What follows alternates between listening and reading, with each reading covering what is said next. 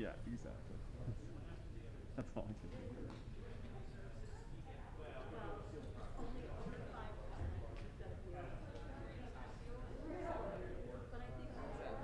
Yes, it did. Thank you. At the end of the night, would you like me to Yeah. bring in exactly? Yeah. Yeah. It's fine. We should probably go back to work. Yeah. We'll figure it out. Yeah.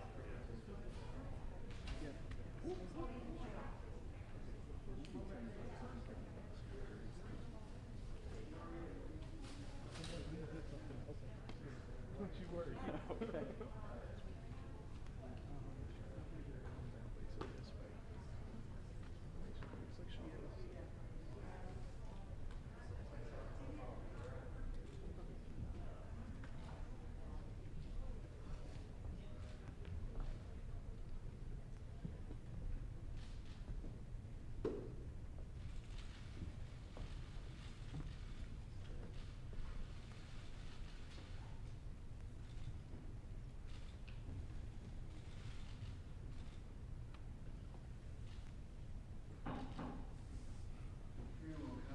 Senator Blumenthal.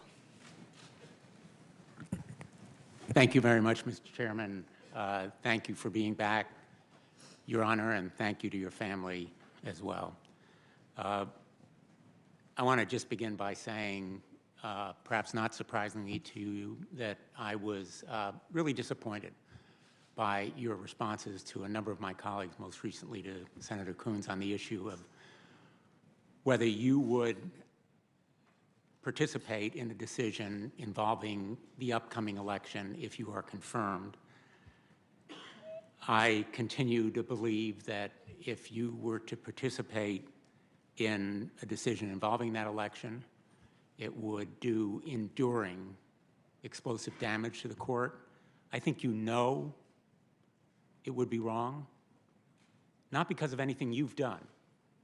In fact, I'm not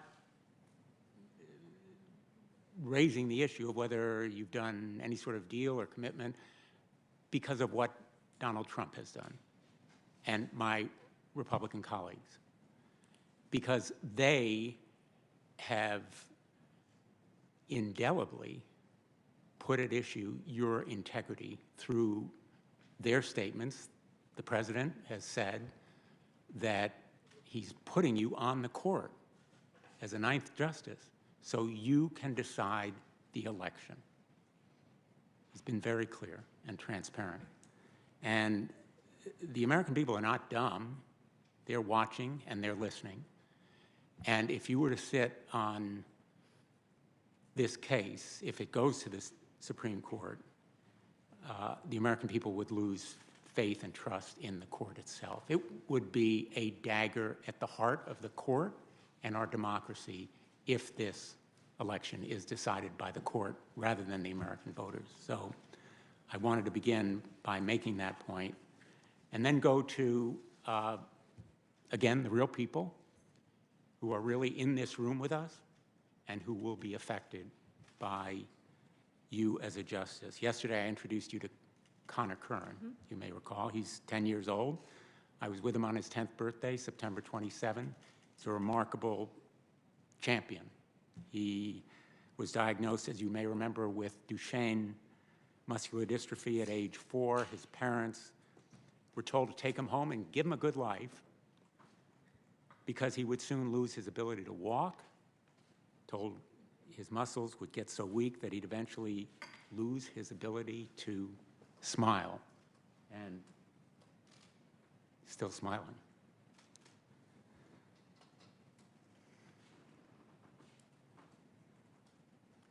What lies behind that smile is untold pain, physical pain, the anguish of going through the needles and the prodding and the treatments.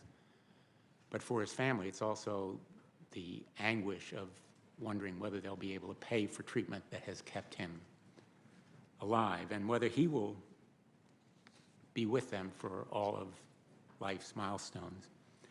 They sent me a letter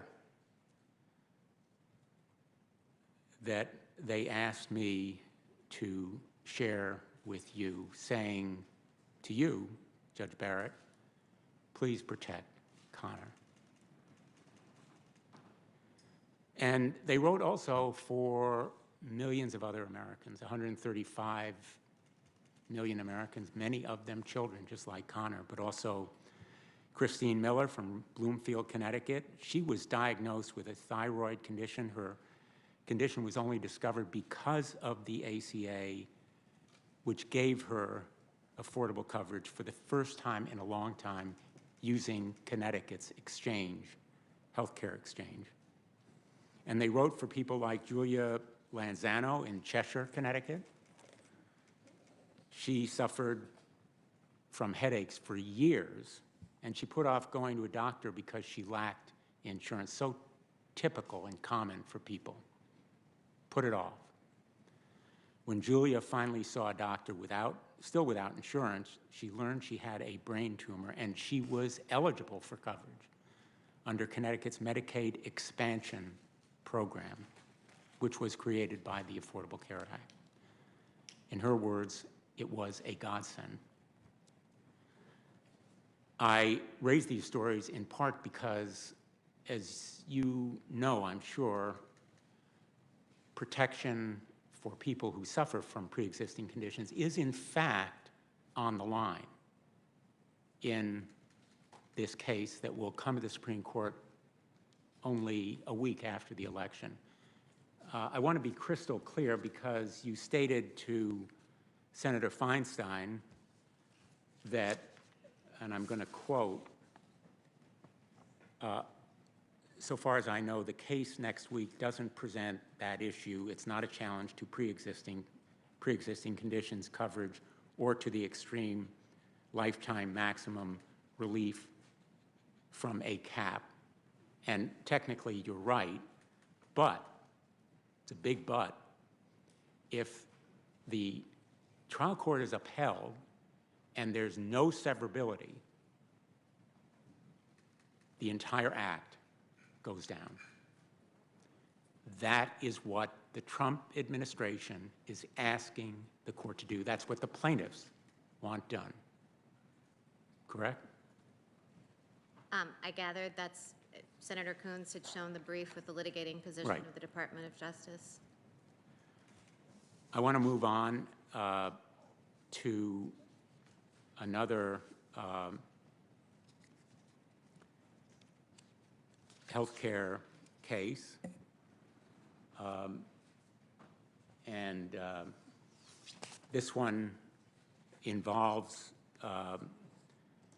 some of the letters that Senator Hawley was mentioning, and I feel I need to raise them because Senator Hawley asked about them, so did Senator Leahy, and I want to just clarify what they mean. And I want to make absolutely clear, I detest and oppose any religious test. I am not asking you any questions about your religious beliefs. Okay. I'm going to be asking some questions about your legal position. So in case I'm unclear in any of my questions, I want you to tell me. Thank you, Senator. You signed onto this 2006 open letter sponsored by an organization then known as the St. Joseph's County Right to Life, which was published in the South Bend Tribune. Is that the letter that Senator Hawley was mentioning? I believe the statement that's on the left, I think Senator Hawley had read the language. I can't remember it verbatim, but it was something like, you know, we support the right to life from fertilization to natural death. Yes. The letter and ad referred to Roe v. Wade's legacy as quote unquote barbaric, correct? I don't think that that's part of the statement. I think that's part of the ad that appeared on the page next to it. They appeared side by side, correct? I believe that it ran that way in the newspaper. I'm not sure that I ever saw it in the newspaper, but yes, that is my understanding. That's how it appeared, so they were side by side. That's based on, yeah. And the St. Joseph's County Right to Life sponsored the letter that you signed. I think the St. Joseph County Right to Life organization was the one who presented the statement that I signed at the back of church. I want to give you an opportunity to clarify. You didn't disclose that letter when you were nominated to the Seventh Circuit in 2017, did you? I did not, Senator Blumenthal, and I'm actually very glad that you brought that up because I just want to clarify for the record. Number one, that I didn't have any recollection of that letter. I signed it almost, or the statement. I signed it almost 15 years ago, quickly on my way out of church. And, you know, the questionnaire asks me for 30 years worth of material, and I've produced more than 1,800 pages, and so I didn't recall it. After it came to my attention, I did go back and look at the questionnaire, and I actually don't think that particular statement is responsive to question 12, which is, I think, the closest that it would come. I don't think it's responsive, but in any event, it is part of the public, you know, record, and I'm very happy to discuss it. But It's I part of wasn't the hiding public the ball. record now, and it's a letter. The questionnaire asks for letters. Have you disclosed it now? Have you provided it officially? So, Senator, as I said, I've supplemented my questionnaire with other material that came to light that I do think was responsive. That one, and I would be happy to answer questions if you wanted questions for the record with more specific detail, but I did not understand that to be responsive to question 12, I think it is. Well, in fact, we know about it only because The Guardian made it public, I believe. Let me ask you about another letter, 2013 letter. You signed on to this letter regarding Roe v. Wade. It was sponsored by the University Faculty for Life at Notre Dame. You're a member of that organization, correct? I do. And the letter described Roe v. Wade as, it's behind me, infamous. And it stated that the signatories, quote, renew our call for the unborn to be protected in law, correct? Yes, I believe the full statement says, I'm testing my eyesight here, our full support for our university's commitment to the right to life, because, you know, Notre Dame is a Catholic university and embraces the teachings of the Catholic Church on abortion. And so as a faculty member and member of the University Faculty for Life, I signed that statement. But you didn't disclose that letter. Again, Senator, I produced 1,800 pages of material, and all 6 prior nominees have had to supplement because they've overlooked things. 30 years worth of material is a lot to try to find and remember. You disclosed it, in fact, just about 3 days ago, I believe, right? Because that's when it was brought to my attention. I had no recollection of it, and it surfaced in the press, and so it came to my attention, and then I supplemented. And I did think it was responsive because it was a statement of an organization of which I was part, and I belonged to the University Faculty for Life at the time. If this process maybe had been a little less rushed, you might have had more time to go back and recall some of these documents? Well, Senator, as I said, all 6 prior nominees, or the most recent 6, have had to supplement too. So I don't think it really had anything to do with time. I think it has to do with the volume of material. And when you and I spoke, when you appeared before this committee in connection with your 2017 nomination, I didn't have the benefit of any of these documents, although I asked you about right of privacy and the validity of Roe v. Wade, correct? Senator, I said on my SJQ when I was nominated to the 7th Circuit, and I said again now, I produced all the material that I could find, and I conducted searches to try to find things that I forgot, and I didn't find that. I understand that someone had to manually go to Notre Dame and look through back archives. I didn't remember it, and I couldn't find it. I assure you I was not trying to hide it from you. So, Judge, and I apologize for interrupting you. I'm No, pressed for go ahead. time. Sure.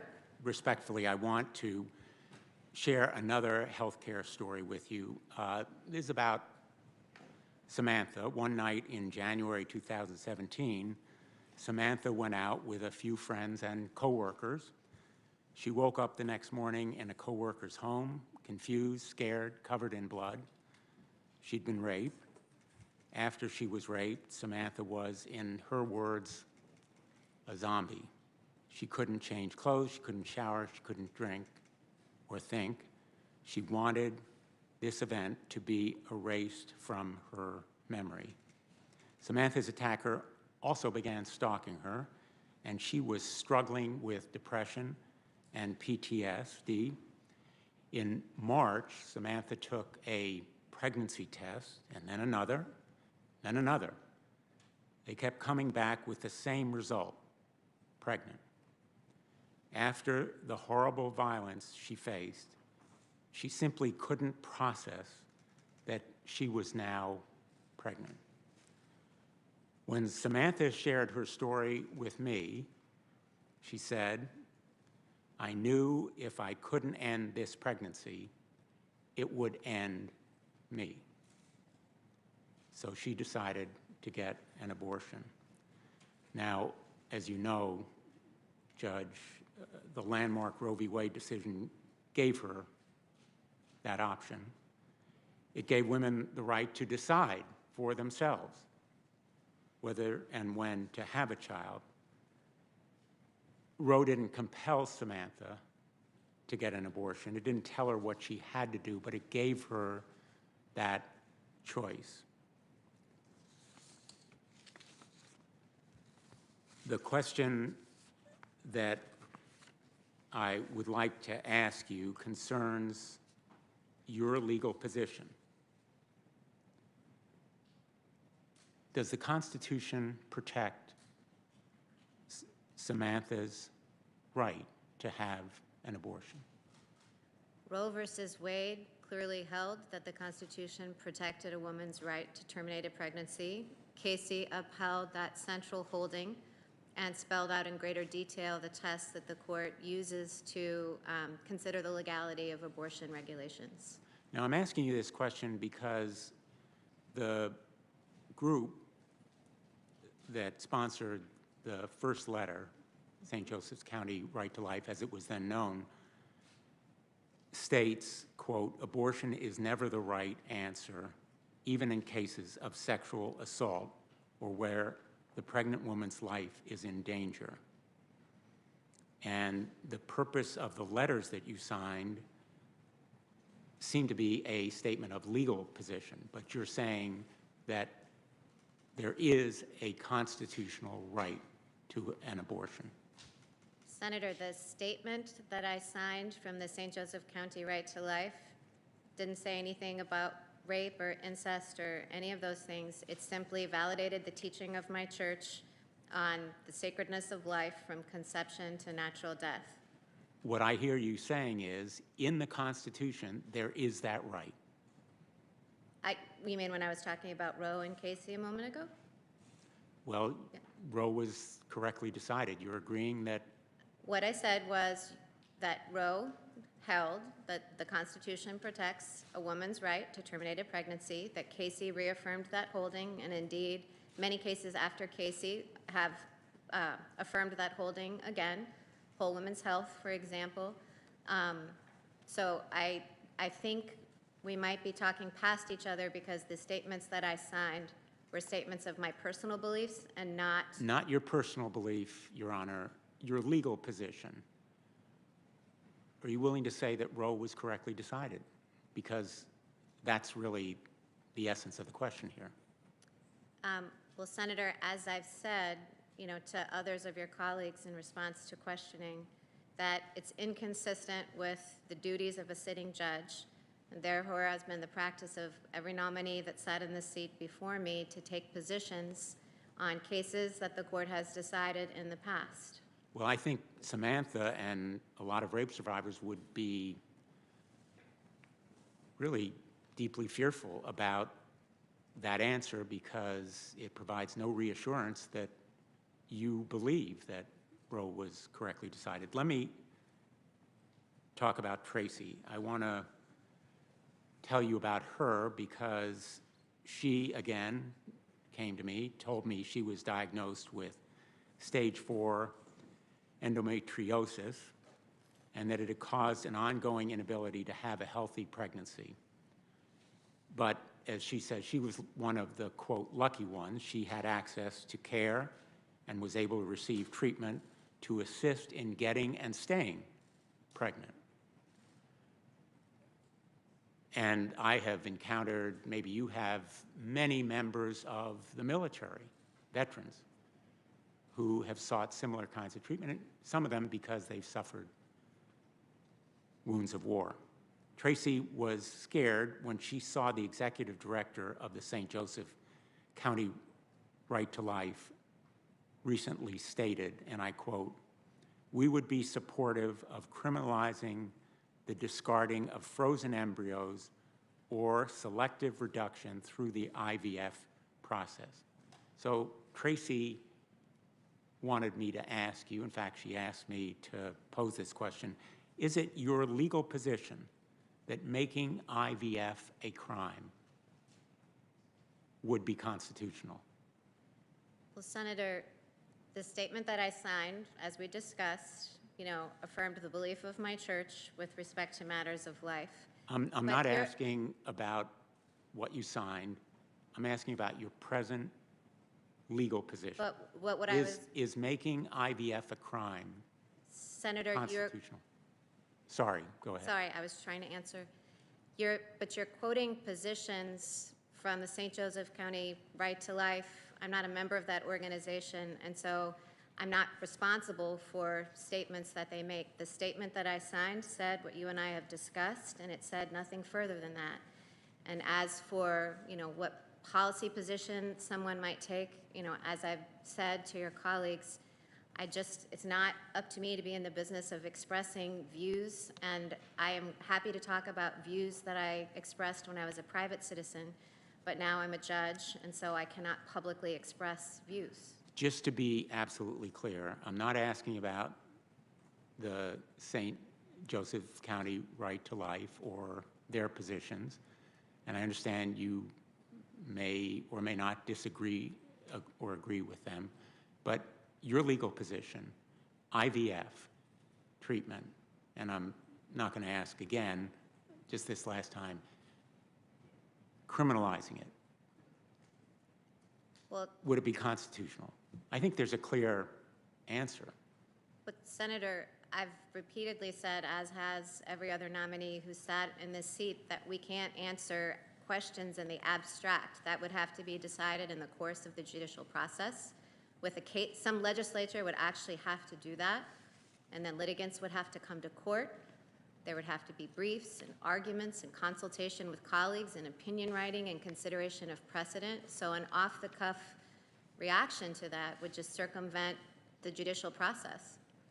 Well, again, I'm disappointed. I think Tracy would find that response somewhat chilling because she and thousands, maybe millions of women, potential parents, would be horrified to think that IVF treatment could be made criminal. And I understand you're not answering the question, but I think she would be deeply fearful.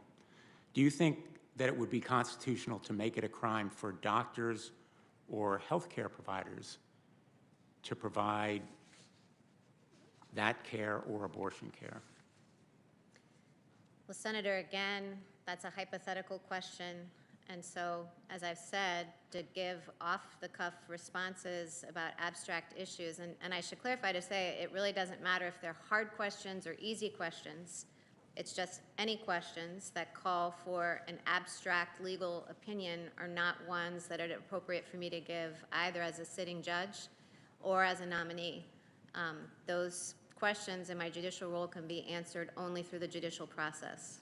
Just to be absolutely clear, there are millions of women like Samantha and Tracy and the veterans I mentioned who are terrified to think that their doctors and healthcare providers would be potentially in jail at risk of prosecution.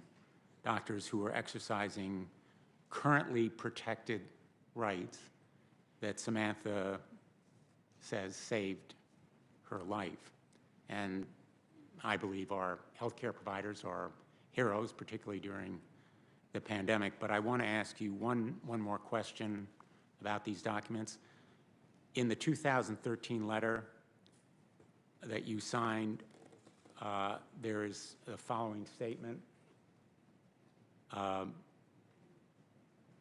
We renew our call for the unborn to be protected in law, and welcomed in life. What does it mean for quote, the unborn to be protected in law. Does that statement mean there is no valid constitutional protection for an abortion, and therefore Roe v. Wade should be overturned? You know, I think that statement is an affirmation of life. You know, it points out that we express our love and support for the mothers who bear them. Again, it was a statement validating the position of the Catholic university at which I worked in support for life and to, you know, support women in crisis pregnancies, to support babies. So it's really no more than the expression of a pro-life view. I expect we'll be talking more about this issue tomorrow. I want to move now to another topic. You and Senator Durbin and others talked about your dissent in Cantor v. Barr, and I think your approach here, in effect, usurps the legislature's appropriate role in making policy judgments. In the case of Cantor, which, by the way, you put first on the list of decisions that you thought were most important that you have written, is that correct? I don't remember the order in which I listed them. It was first. I accept that. I just don't remember the order. Okay. I did list it. I remember listing it. But. Okay. But that decision seems to usurp the legislature's role in deciding who should be permitted to have firearms and who should not, because you decided the legislature was wrong to classify felons as not deserving of firearms. You decided as a matter of policy that when they were not dangerous, they should have that right. That's a policy or legislative judgment. And I think it has huge ramifications for real people across the country. And I want to tell you about one of them from Sandy Hook, Connecticut. Natalie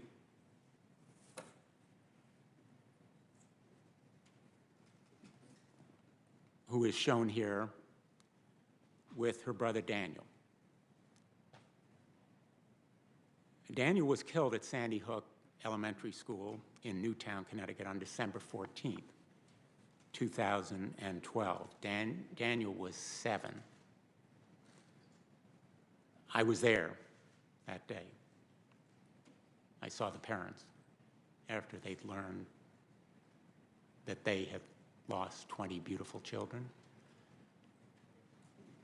And 6 great educators died as well. In the firehouse that day, there was unspeakable grief.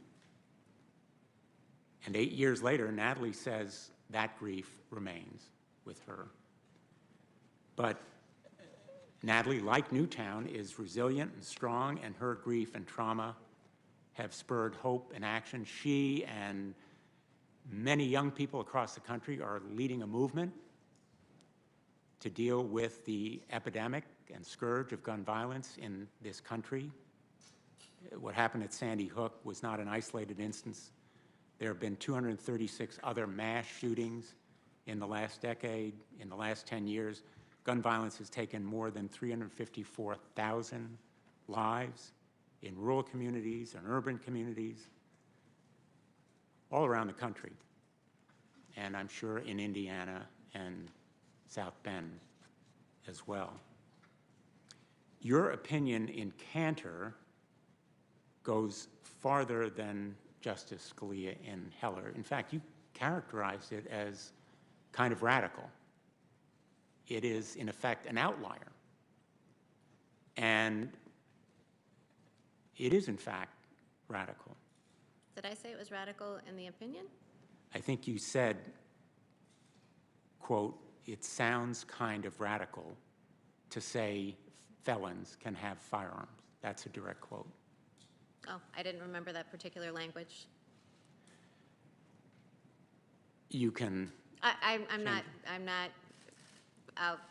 I just don't recall it, but I'm not nitpicking about it. We can look it up. That's fine, Senator. I don't think you're making it up, trust me. No, I'll check it and look it up, but I know that's not the thrust of your question. It sounds kind of radical because it is radical. In fact, no courts of appeals, except maybe the Seventh Circuit, has adopted this reasoning. The Third Circuit, I think, has a rule that's, The Third Circuit. Any others? I don't know that it's I come think up I in knew there others. was The one Third- circuit that did. I wasn't sure which one, but thank you. My position was consistent with a Third Circuit en banc decision that had already been decided. And cutting through all of the legalese, and we've had quite a bit of it going back and forth, what this approach does potentially is mean that Connecticut's gun safety provisions that the people of Newtown, Kristen and Michael Song, on behalf of their son Ethan, who perished because of a gun that was unsafely stored, they championed a measure called Ethan's Law. Common sense measures that might have prevented the death of Shane Oliver, Janet Rice's son, who died on October 20th, 2012. Shane was killed when he was 20 years old in Hartford. He died fighting for his life in Hartford Hospital. And measures like the emergency risk protection order that Connecticut now has. 19 states have these laws. They've saved lives. And extreme risk protection order laws, which help minimize risk, might well be struck down under the reasoning of your dissent. Respectfully, Senator, my dissent would not reach even those issues. My dissent was about the narrow question about whether a felon who had sold fraudulent foot inserts could automatically be disqualified from his Second Amendment rights simply on that basis. It said that guns can be kept out of the hands of the dangerous, and it didn't say anything about other gun safety or background check. Those are all issues that are being litigated across the country and were not at issue in Cantor. But supplanting the legislator's judgment about when dangerous people should be protected from themselves if they are potential suicides, as Vic Bencomo, a veteran in Iraq, found when his friend was going to take his life. The emergency risk protection order would have been available, deciding what is dangerous, who is dangerous, when weapons should be taken away from them. If the courts are going to supplant the judgments of legislatures, if judges are going to legislate from the bench, that's the import of your reasoning in that dissent. It may not have dealt precisely with any of these particular laws, but the reasoning throws into doubt. It raises the risk to many of them. And folks who live in Connecticut are terrified of that prospect, at least many Sandy who've Hook talked was to a me. tragedy, so I express the deepest sympathy for those who experienced that loss there and elsewhere. But Cantor, I hope you take some comfort from Cantor being a much narrower decision that doesn't have any effect on those sorts of laws. Thank you, Senator Blumenthal. Thank you. Thank you, Judge. Senator Tillis. Thank you, Mr. Chairman. Thank you, Judge Barrett. Mr. Chairman, before I get started, I'd like unanimous consent to submit a letter from my primary care physician indicating that I've fully complied with CDC guidelines, being cleared like 2,000 other North Carolinians yesterday, and I'm glad that they're healing. Without objection. I'd also like to put forth 3 letters in support of Judge Barrett, including one from Devin Patel, a former student who speaks very highly of your academic prowess, but also your compassion. Without objection. Also like to cover what Senator Blumenthal just did. I think we should go back. I believe you alluded to it, Judge Barrett, but question 12A of the committee questionnaire asks for books, articles, reports, letters to the editor, editorial pieces, or other published material you have written or edited. Is it fair to say that if you signed a petition, you did not write or edit any of the petition you signed? I did not write or edit that. It's also needs to be restated. I think you alluded to it, but over the last 6 justices confirmed by this committee, all of them provided supplemental information, and in some cases after the actual hearing. So I appreciate your being forthcoming, that you've submitted 1,800 pages of documents. Mr. Chairman, just going back, I also wanted to mention that as a part of my journey through my time in quarantine, I have enrolled in 2 studies so far. I'll be giving blood on Friday to enroll in another program at UNC Chapel Hill, and I'm scheduled to donate convalescent plasma. Because this is being aired, I hope that anyone who's recovered from COVID will do their part to try and heal this country from the health challenges that COVID has presented us with. I intend to do my part. I also would like to say, I like to consider the Senate an essential business.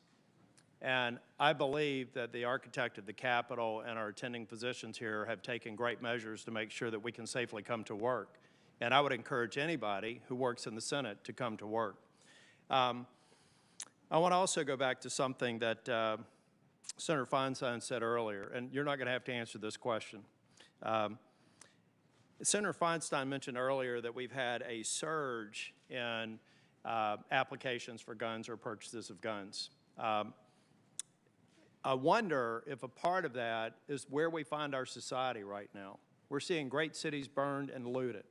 In my highway patrol in North Carolina, 75% fewer applications to go into the Troopers Academy and record high requests for retirement. We see that in New York. We see it across this country. I think people are afraid because many people, including people on this committee, are unwilling to condemn the acts of violence and public safety out there and condemn violence against law enforcement, which is rampant.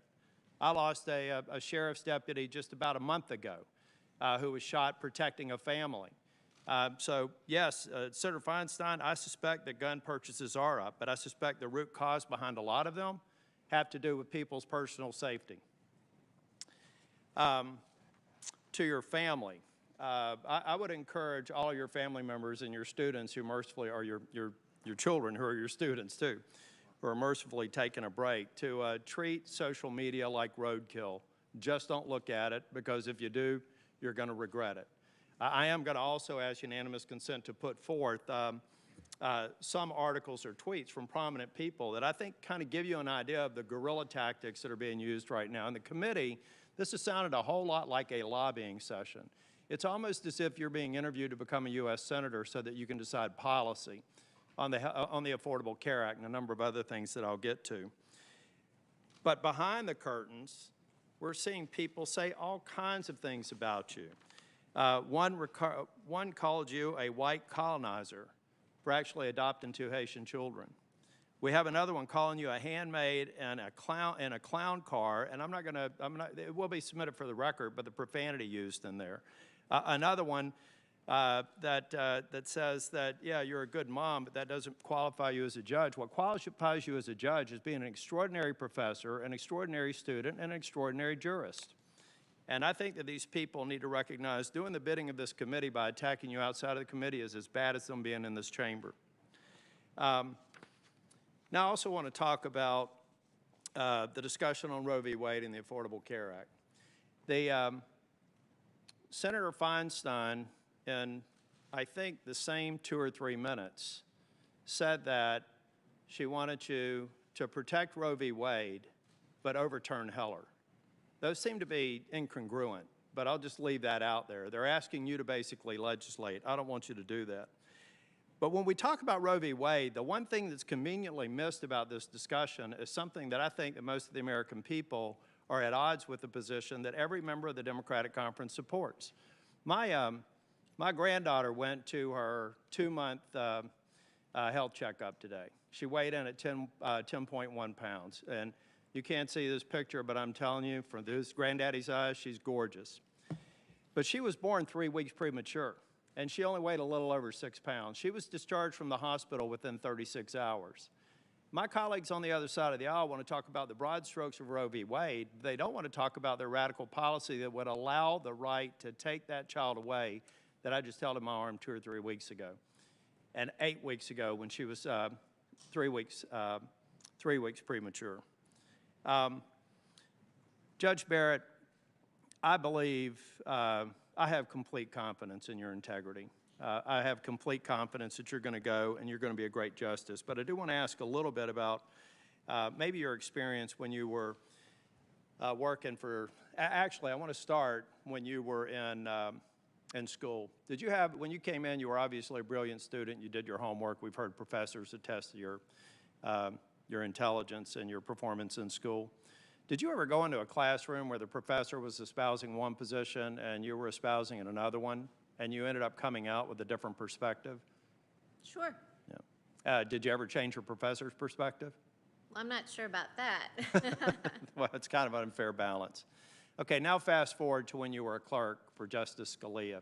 I just saw an interview last week when I was in quarantine of Justice Breyer talking about these mounds of documents that his clerks would provide him. He'd quickly go through them. He said it's actually a fairly quick process to winnow out the ones where there's no dispute among, there's no split circuits, so you move through it pretty quickly. I understand that Justice Scalia, at least in some sessions, would have a mix of clerks. They would be across the ideological spectrum. Was that the case when you were clerking for him? I would say that not all 4 of us, he had 4 clerks, and we were not all of the same mind. There was a mix. When were there ever cases when you went before Justice Scalia and you thought that maybe he was leaning one way where he actually listened to the arguments from the clerk and modified his position? Or was it like the professor discussion? No, I think he definitely listened. I mean, we would go in before an argument when he was preparing, and he would pepper us with questions and go back and forth. He wanted to hear it from all sides.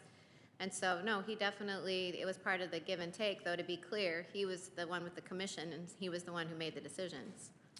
Thank you. The last thing I'm going to say, because I want to yield back more time than most other members, is, Mr. Chairman, you opened up this morning talking about the Affordable Care Act. I don't think there's anybody in the U.S. Senate that doesn't want to make sure that every single picture that we've seen here, that those folks have affordable health care and that they can be cared for.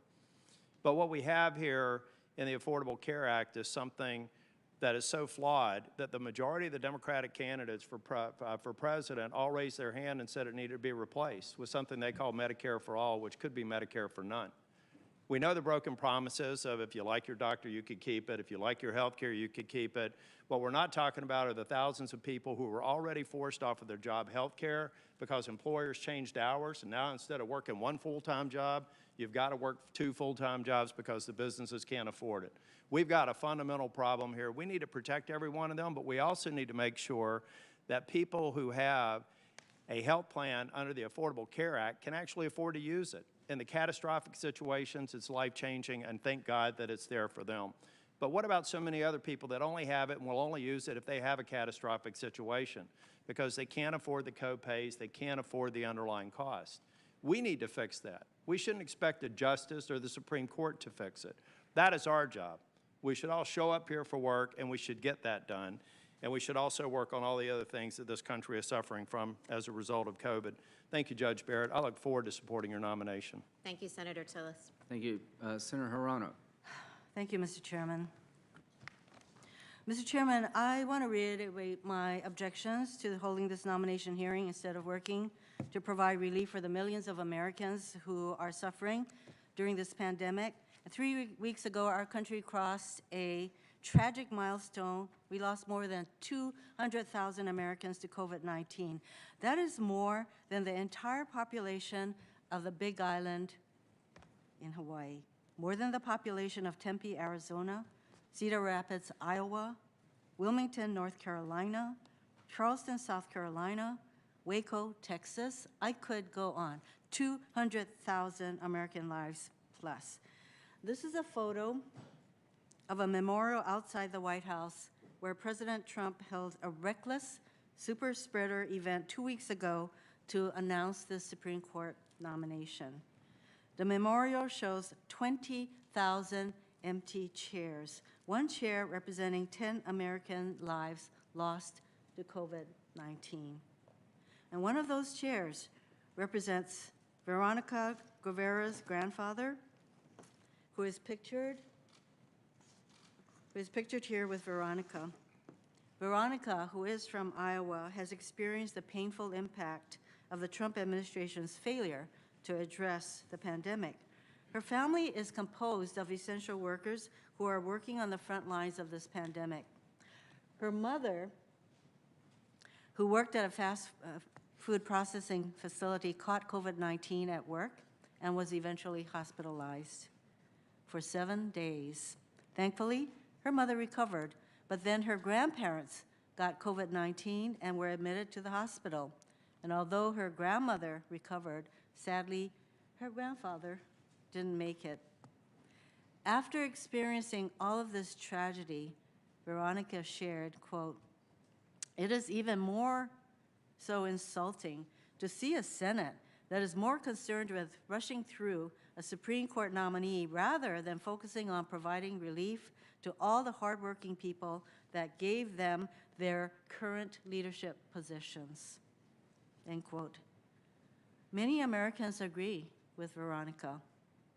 They are sitting at their kitchen tables wondering how they're going to buy food, how they're going to pay rent. Millions of them are they don't have jobs. They're going to food banks for the first time in their lives. So rather than coming up with a bill that meets the needs of the urgency of this moment, Republicans are just coming up with piecemeal bills. That's because we know that within your own caucus, you can't agree on one bill that fits the critical needs of this country. In fact, there are at least 20 Republicans we heard who have said, we're done, we're not doing any more to help the Americans who are suffering with COVID. So here we are racing forward with this nomination while the rest of the country is wondering, what the heck is the Senate doing, particularly the Senate Republicans? So I agree with all the people in our country who are asking, what the heck? This is hypocritical.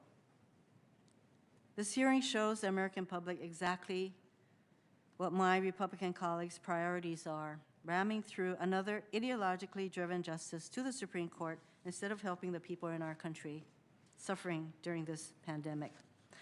Mr. Chairman, I have some letters of opposition to Judge Barrett's nomination to enter into the record. These are letters from Lambda Legal, the Japanese American Citizens League, and the National Asian Pacific American Women's Forum, which was joined by 55 reproductive justice groups. I ask unanimous consent to enter these letters into the record. Without objection. Judge Barrett, Chief Justice John Roberts has recognized that, and I quote him, "The judicial branch is not immune," end quote, "from the widespread problem of sexual harassment and assault, and has taken steps to address this issue within the judiciary. As part of my responsibility as a member of this committee, and indeed all of the committees on which I sit, to ensure the fitness of nominees for a lifetime appointment to the federal bench or to any of the other positions for any of the committees on which they appear, I ask each nominee these two questions, and I will ask them of you. Since you became a legal adult, have you ever made unwanted requests for sexual favors or committed any verbal or physical harassment or assault of a sexual nature? No, Senator Hirono. Have you ever faced discipline or entered into a settlement related to this kind of conduct? No, Senator. Judge Barrett, do you think it is appropriate for justices to consider real-world impacts in their decision-making, as Justice Ginsburg noted in a number of her dissents? Well, Senator, the doctrine of stare decisis is a good example of that because the factor reliance interests takes into account the real-world impact, the way that people have ordered their affairs and relied on decisions. So there are contexts, yes, in which considering the impact is expressly part of the doctrine. So you would say then that you've been listening to all of us here yesterday as well as today talk about the real-world impact of the striking down of the Affordable Care Act And would all of those impacts be factors that would be important for you to consider should you be a justice? Senator, to be clear, I have the utmost empathy. The stories, that you have told, including the story of Veronica's family, are very moving. If I were a justice, the commitment that I would make to you and all people affected by the laws is that I would follow the law as you enacted it, and I have no agenda. I would not be coming in with any agenda. I would do equal justice under the law for all, and not try to thwart or disrupt in any way the policy choices that you and your colleagues have adopted. So are you saying that the impact of the Affordable Care Act on the millions of people who rely upon it, that those who you would deem to be policy considerations that we should address? Senator, I think that you choose the law, and you've structured the Affordable Care Act. It's a complex, long statute. I think you set the policy, and then I think when a court has to interpret the statute or decide how it applies in a certain circumstance, the court looks to traditional legal materials, looks to the briefs. It listens to the real-world impact on the litigants who are before the court arguing the case, because every case affects real litigants. Every case affects real people. I said in my opening statement yesterday that, when you pass statutes, they're often named for the co-sponsors of the bill. But cases decided by all courts are typically named after the parties. They affect real people. Judge Barrett, so are you saying that all of the stories that we brought forth yesterday and the millions of people who are relying on the Affordable Care Act can rely upon you, that those impacts would be considered by you, that you would consider those to be legal arguments that you would consider? Because when you say that you're going to make a decision based on the law, the real life stories that we've been talking about, you would consider those to be part of the law? Senator Hirono, every case that comes before a court, because as I was saying earlier, no case comes before a court unless it involves real live people who've had a real live dispute. And it is the job of a judge deciding every case to take into account the real world consequences of the parties before it. So does that mean that you would agree with Justice Ginsburg that the court should be taking into consideration the real life effect of the decisions that they make? Because she wrote a number of dissents saying that the majority did not consider the real world impacts of their decisions. So are you aligning yourself with Justice Ginsburg in terms of what you would consider real life impacts and the effect it would have on your decision regarding the law? Well, Senator, I don't know what context, the particular context in which Justice Ginsburg was describing that. I think what I'm trying to align myself with is the law, and that I will take into account all factors, including real-world impacts, when the law makes them relevant, as it clearly does, for example, in the doctrine of stare decisis. I'll get to your views of precedent in a moment. I'll give you a real-life example of Justice Ginsburg. In Ledbetter v. Goodyear Tire and Rubber Company, Lily Ledbetter worked at a Goodyear plant for 19 years. As an area manager, a position held mostly by men, Lily was paid less than all of her male counterparts. When she eventually realized this stark inequality, she sued for pay discrimination, and a jury agreed. But the Supreme Court kicked Lily's claim out of the court for being too late.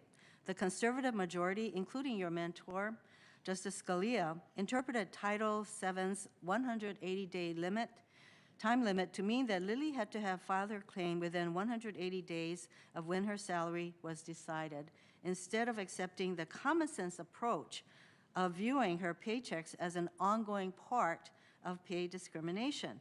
Justice Ginsburg strongly disagreed with her conservative colleagues' approach to the case. In her dissent, she pointed out the many challenges women face in discovering pay disparities, including how many companies keep salaries confidential.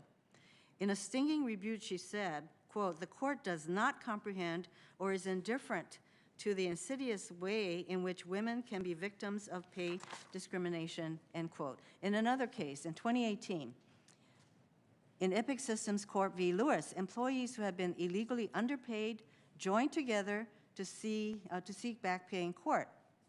To block this effort, their employers forced them to sign an arbitration agreement prohibiting collective actions. They actually had to sign these arbitration agreements in order to even have a job or keep their job. So the Supreme Court's conservative majority, including Justice Scalia, sided with the company. They interpreted a general federal arbitration law to override two worker protections laws instead of recognizing that the worker protection laws fall sensibly within the exceptions in the arbitration law, meaning that the worker protections laws should prevail. Again, Justice Ginsburg strongly disagreed with the majority's approach to the case. In her dissent, she pointed out that blocking joint lawsuits would deter most workers from seeking individual unpaid wage claims because of the cost of lawsuits and fear of retaliation. She warned the majority's decision would result in hurting vulnerable, low-wage workers. Now, those are the kinds of real-life impacts. The reality of women who are not paid the same as their male counterparts because of sex discrimination happening that she has no way of finding out about, or of workers who are forced to sign an arbitration clause that overrides worker protection, other worker protection laws. Those are the kind of real-world impacts. So do you think Justice Ginsburg was wrong to consider real-world impacts in her decision-making? Well, Senator, both the case, you're talking about Lilly Ledbetter, both that case and Epoch Systems are precedents of the court. And as I've said a number of times during the hearing, I can't really comment or grade thumbs up or thumbs down, as Justice Kagan put it, prior precedents, or say how I would have decided them. They are, Judge Barrett, they are precedents of the court that do not take into consideration the real-world factors at play here.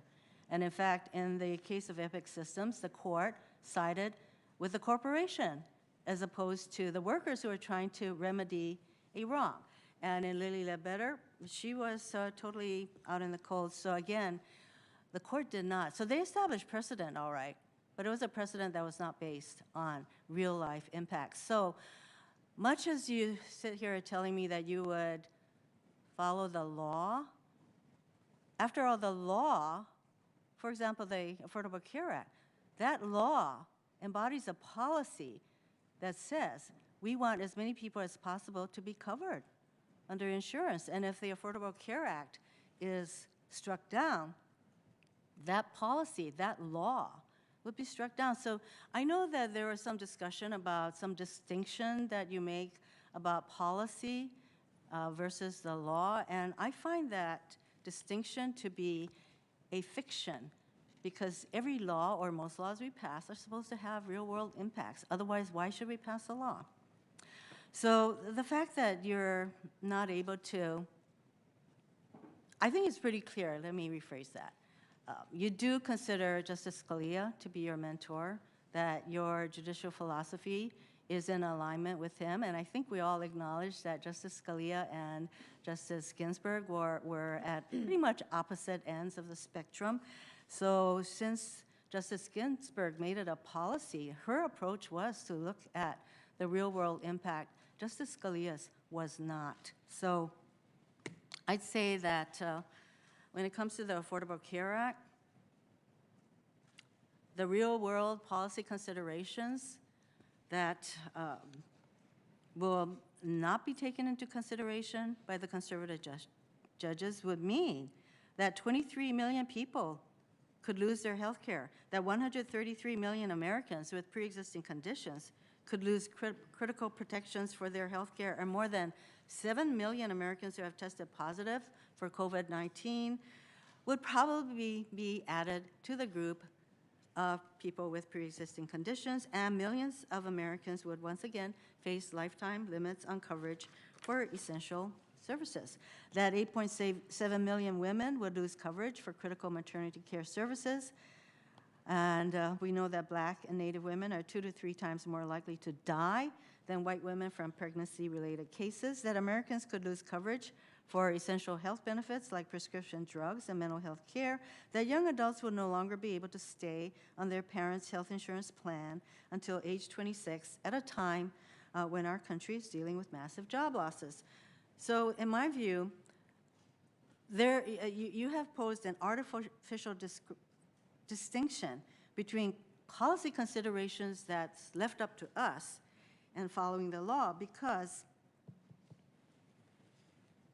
if your criticism of Justice Roberts' decision in upholding the Affordable Care Act, if that was something that he followed, he would have struck down the Affordable Care Act. That is your, if he followed your criticism of him in sustaining the Affordable Care Act, he would have struck it down. So I would conclude that your approach is, in fact, not like that of Justice Ginsburg, who did care about what would happen. Let me just tell you one story of a person who will be impacted in the real world if the Affordable Care Act is struck down. And I know that so many of my colleagues have already established that the president expects you to strike down the Affordable Care Act, and you've already established that you made no such commitments. But clearly that is why this whole process is occurring so that you can be sitting on that court in time to hear the Affordable Care Act by the Supreme Court on November 10th. So one of the people who will be impacted is Elizabeth from Texas. She moved to Texas for a job and thought that she would have a stable income and health care coverage. And all that changed when her hours decreased and she lost her health insurance. Because she couldn't afford health insurance, she couldn't get proper treatment for her asthma. She had to resort to using friends' expired inhalers and over-the-counter remedies. The ACA allowed her to get health insurance again. The ACA also protects people with pre-existing conditions like Jordan, who I talked about yesterday, and she has a very rare illness that would require $500,000 per year just for her medication. And were it not for the Affordable Care Act, she wouldn't be able to afford it. I mean, who can afford $500,000 a year to keep her going? And also people like Kimberly. I talked about her yesterday. The ACA enabled her to get a mammogram, which she wouldn't have been able to get, and that mammogram revealed that she had breast cancer, and she got a mastectomy. So, you know, the real life impacts on people like Elizabeth, Jordan, and Kimberly, where you say you will follow the law, it really leaves me wondering whether all of these real life impacts are what you would call within the scope of the law that you would decide should you be confirmed. November 10th, you'll hear the case. You will be deciding on the constitutionality of the Affordable Care Act. And by the way, you noted that the issue in the Affordable Care Act was one of, what was it that you said? Severability? Severability. But the other issue in the Affordable Care Act is the entire constitutionality of the law, because the district court, the issue was whether the district court in Texas was correct in deeming the entire law unconstitutional. So in fact, we are facing the entire law falling by the wayside. Let me move on. So you've been also asked a lot of questions about whether or not you would overturn Roe v. Wade. I mean, clearly President Trump expects that you would do so because, as he said, if we put another 2 or perhaps 3 justices on the court, that'll happen, meaning the reversal of Roe v. Wade will happen automatically, in my opinion, because I am putting pro-life justices on the court. And a number of us have mentioned that Senator, as far as Senator Hawley is concerned, where he said, I will only vote for those Supreme Court nominees who have explicitly acknowledged that Roe v. Wade was wrongly decided. And there's a whole quote I have from him, but after you were nominated, Senator Hawley made clear that you passed his litmus test. And he said, I think her record is awfully clear. I think that's one where she meets my standard of having evidence in the record. And by the way, he had noted that he expected this evidence in the record, not from your post-nomination assurances to him. So all your prior record, he said, you met his standards. So we usually expect justices to uphold and apply long-standing precedent. So was the president wrong in concluding that you would vote to overturn Roe v. Wade? Well, Senator, again, I can't make any statements, no hints, forecasts, or previews, as Justice Ginsburg put it, about any case or any precedent, but I will repeat what I've said, throughout this hearing, that I made no promises to anyone. I have no agenda. There are 598 volumes of the United States reports. That's something that judges build on. Justices don't go to the court to start having a book burning. I know that you have reiterated that time and again, but what we are left with are the positions that you have already taken. So the 2006 newspaper ad you signed that said you, quote, oppose abortion on demand and defend the right to life from fertilization to natural death. It's not just the fact that this newspaper ad you joined said what I just read, but it also said, quote, it's time to put an end to the barbaric legacy of Roe v. Wade. In a 2013 speech you gave where you said the Roe decision, quote, permitted abortion on demand, end quote, after you said you opposed abortion on demand in 2006. So what underscores my concern about your willingness to overturn Roe v. Wade, which is really the expectation that the president has and which Senator Hawley fully expects you to do because you have met his litmus test, but you noted stare decisis, which is precedent, and you have argued that a justice's duty to follow the Constitution, which you explain means that she should, this is regarding your view on precedent, that she should, quote, enforce her best understanding of the Constitution rather than a precedent she thinks clearly in conflict with it, end quote. So in fact, you say constitutional cases are the easiest to overrule because you bring your own assessment of what the Constitution requires. And as you said, if the precedent is clearly in conflict with your view of the Constitution, then the precedent falls by the wayside. So you did indicate that there are a few cases that are immunized from overturning because they wouldn't be challenged in the first place, i.e. Brown v. Board of Education.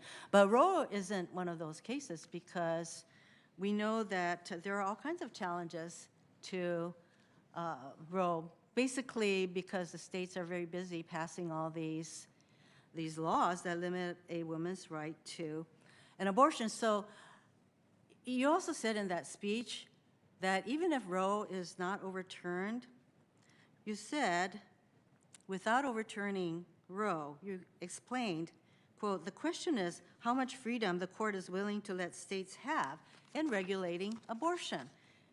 And so there are 14 cases right now relating to state abortion restrictions making its way through the circuit court, and some of these are going to land in the Supreme Court. And these 14 cases include the following restrictions.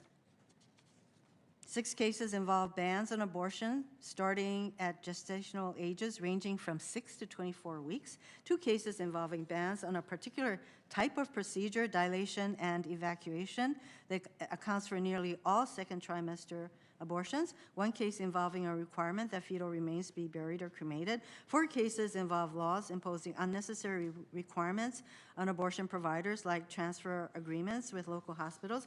4 cases involve so-called reason bans. 2 cases related to parental notification and consent. There are real reasons why the American public is concerned that you will overturn Roe or basically strip it of all meaning so that it becomes a nullity, because you will have these cases that, as you say, the open question is how far the Supreme Court will go in letting states put limits on abortion.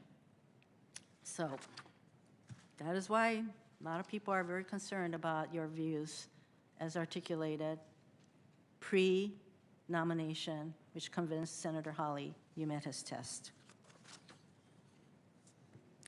This morning, Senator Feinstein asked you a question about the Supreme Court's 2015 decision in Obergefell v. Hodges, a case in which the court recognized the constitutional right to same-sex marriage.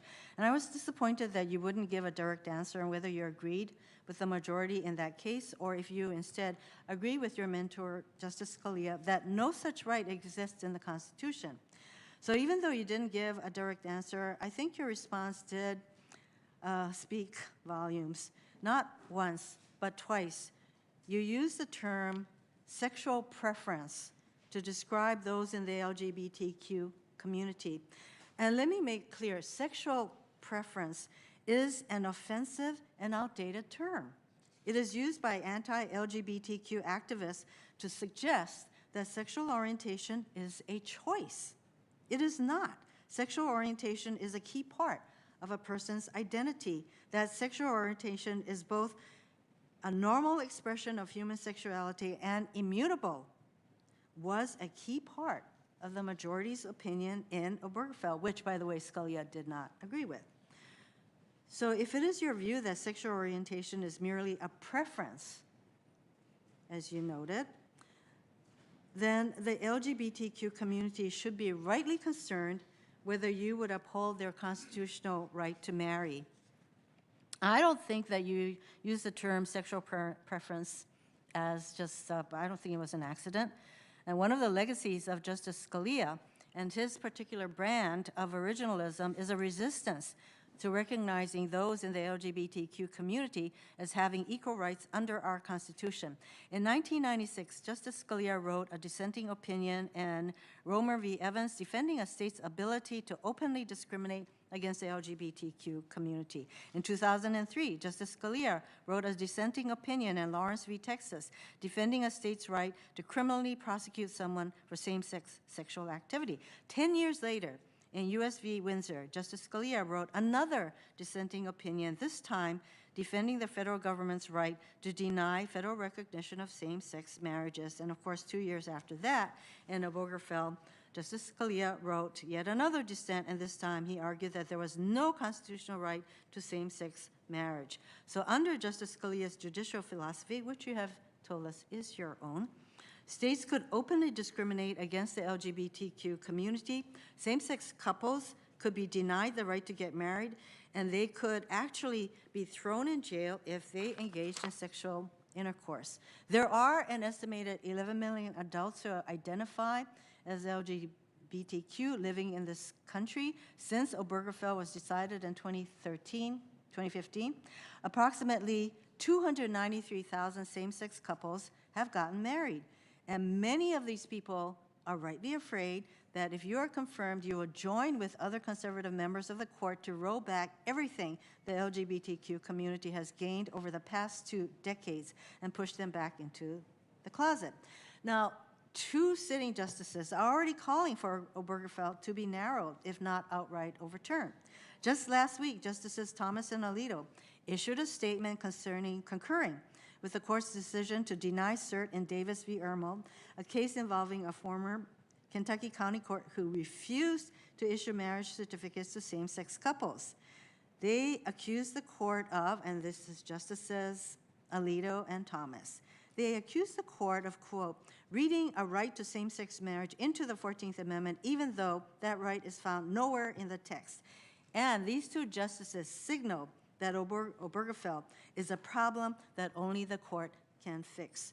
So, coupled with your use of the term sexual preference, coupled with your view on precedents, and that a justice's view or her own analysis of the constitutionality should overtake or overcome precedents if it's in conflict. So this is why so many people in the LGBTQ community are so concerned that you would, in fact, join the signaling that these 2 justices have already put out there, that Obergefell will fall by the wayside. Thank you, Mr. Chairman. Thank you. Senator Ernst. Thank you, Mr. Chair. And Judge Barrett, thank you so much for being here today with your beautiful family. Yet once again, we appreciate the support that you are showing to Judge Barrett by being here today.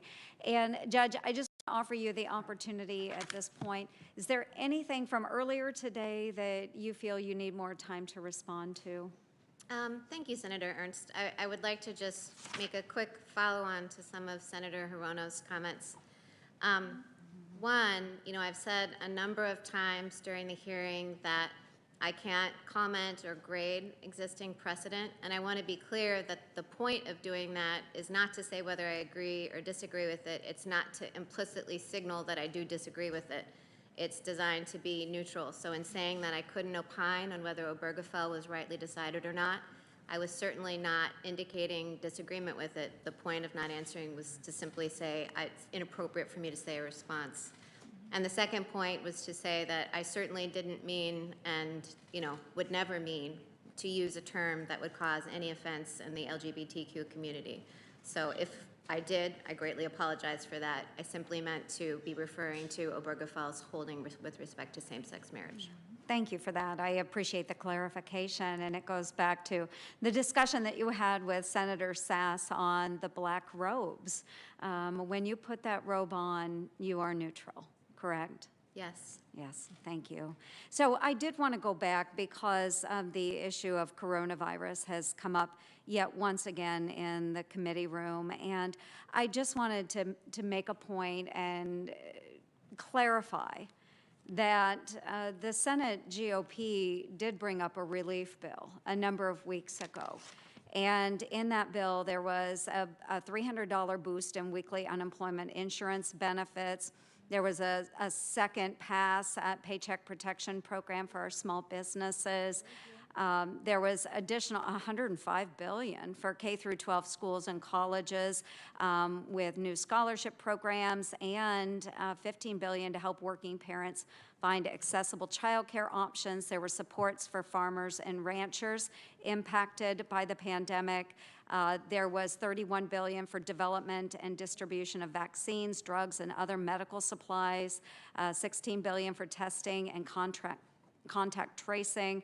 There was loan forgiveness for the Postal Service, liability protections for our schools and healthcare providers, and an expanded charitable deduction for contributions made during this pandemic, and many, many other things. It was a very, very good bill. It was what we could agree upon, but I would note that Senate Democrats did block those provisions that would have gone to help families like Veronica and others in Iowa that are suffering from the pandemic, and of course, our greatest sympathies to those that have been impacted all across the United States.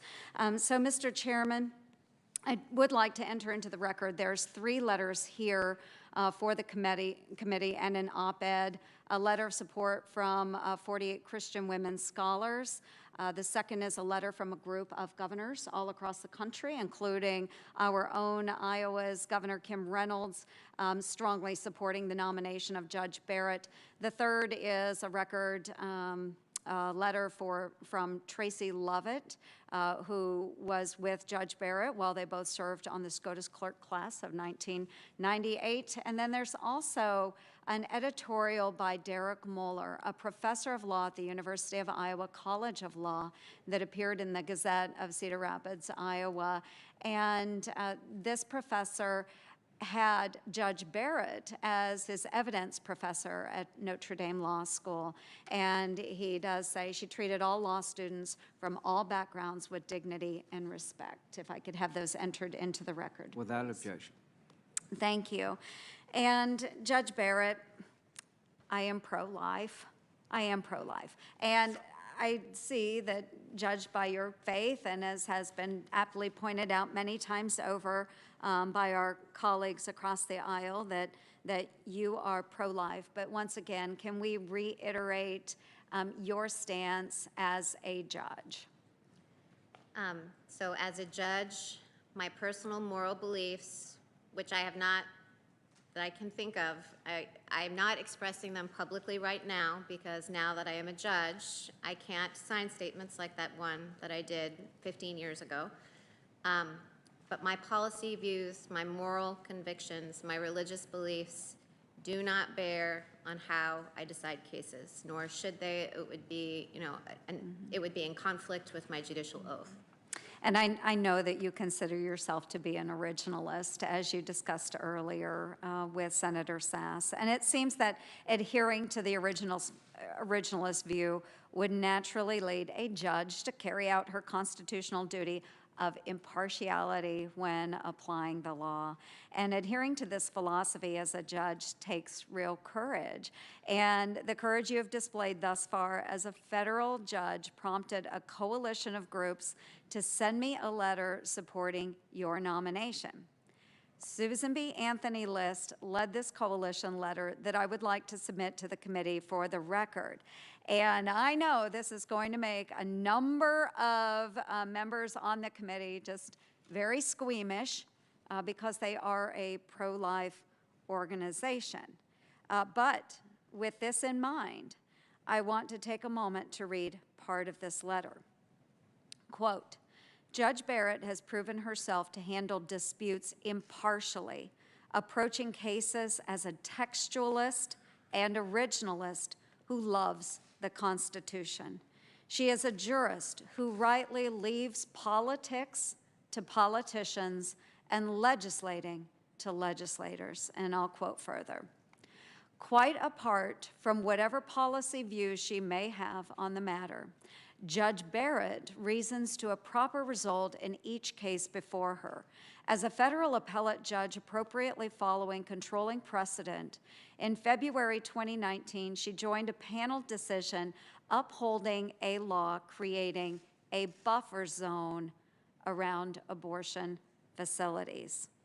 This buffer or bubble zone case being referred to is Price versus City of Chicago. Judge Barrett, could you please give us an overview of the city ordinance that was challenged here and explain how precedent established by the Supreme Court's Hill decision influenced your reasoning of the case? Yes, I was on a panel. There was a challenge to a bubble zone ordinance, which essentially means it was, how to describe it, it limited where abortion protesters could go to do sidewalk counseling or leafleting were the things that they identified as the activities they desired to undertake in the expression of speech outside of the abortion clinic. The Supreme Court has a case called Hill versus Colorado, and that case said that such bubble zones, especially because this one in Chicago was nearly identical, as I recall, with the one that was at stake in Hill, said that they did not violate the First Amendment. And so our panel, you know, we're bound by that precedent. Our panel applied that precedent. And so as you say, that was a case involving abortion, but my duty as a judge was to follow the governing law, and that governing law in that case was Hill. Absolutely, and thank you for that clarification. And I think it was important to point that out because in that case, using precedent, it did favor that abortion clinic. Is that correct? That is correct. Thank you very much. So I would like to submit this for the record. Thank you. Now turning to a topic of agency rulemaking, really sexy topic, not something that we have talked about as of yet. But as I mentioned yesterday, when Congress makes laws that overstep the Constitution, it can be felt all across the state of Iowa, whether it's in the streets of Council Bluffs, Iowa, or in the farm fields over in Clinton County. But Congress isn't the only body capable of overstep. Executive agencies can be just as guilty of this as we've seen in Iowa. In 2018, as a judge on the Seventh Circuit, you helped decide a Clean Water Act case, specifically Orchard Hill Building Company versus Army Corps of Engineers. The decision found that the federal government did not provide enough evidence to justify its decision to deem 13 acres of Illinois wetlands as a water of the U.S. I'm very supportive of a less expansive definition of WOTUS and am encouraged by how you approach this decision. Farmers in Iowa are also encouraged by this development. I believe then, as I do now, that the Obama administration's Clean Water Rule, or the WOTUS rule, was unconstitutional. But I also want to talk to you about agency rulemaking that I believe was constitutional, which is illustrated in a case that the 10th Circuit Court has recently ruled on, specifically Renewable Fuels Association versus EPA. At issue in this case were 3 exemptions the EPA granted to oil companies, allowing them to avoid their obligations to blend renewable fuel under the Clean Air Act's renewable fuel standard. These oil refinery exemptions, which were not disclosed to the public, were challenged by renewable fuel producers who said that they only found out about the waivers because of investigative news reports. The 10th Circuit concluded in this case that the renewable fuels producers were injured by the EPA's exemptions and thus had standing to sue. The court also found that the EPA exceeded its statutory authority in granting those petitions because the agency may only extend previously existing waivers. In the case of these 3 refiners, there was nothing to extend because they had let their exemptions lapse. In other words, the 3 refineries had not received continuously extended exemptions in the years preceding their petitions as required by the statute. However, in the wake of this 10th Circuit decision, small refineries flooded the EPA with 67 petitions for retroactive waivers, some dating back as far as 2011, in an attempt to go back in time and establish a chain of continuously extended exemptions. These oil companies have also appealed to the 10th Circuit decision to the Supreme Court. So while I'm not going to ask you to speak on all of this and what is going on, the problem here, bottom line, is that the EPA wasn't following the law. They took the law that Congress passed, they twisted it and interpreted it for the benefit of oil producers, and that harmed our Iowa farmers. I know, again, you can't speak on how you would rule on these cases, especially those that could be pending before the Supreme Court, but tell me, how do agencies, how should they interpret the laws that are passed by Congress? Well, I think that the court's role in reviewing the lawfulness of agency action, it's largely governed by the Administrative Procedure Act, which governs the way that agencies can do their business and outlines what their authority can be. There's also a doctrine called Chevron, which is named after a case. And many times, if we're talking about a Chevron issue, we're talking about an issue of statutory interpretation. It sounds like that's mostly what you're thinking of. And an agency, you know, when a court reviews whether an agency has exceeded its lawful authority, it goes to the statute that you and Congress enact and interprets that statute, looks at the text, and tries to tell whether you've given the agency, given the EPA in your example, leeway to adopt policies, and that leeway would be present if you had ambiguity in the statute that left the decision to the agency. But if the agency goes farther than the text of the statute permits, then it is the role of a court to say that that action, you know, was in conflict with the statute and therefore illegal.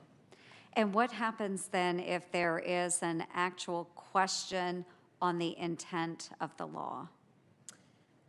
Well, a statute in this context, in a context of a Chevron-type challenge to agencies, an agency's interpretation of it, you would interpret the statute in the same way that you would interpret any other statute. So as I was talking with Senator Sass about earlier, my own approach to it would be textualism.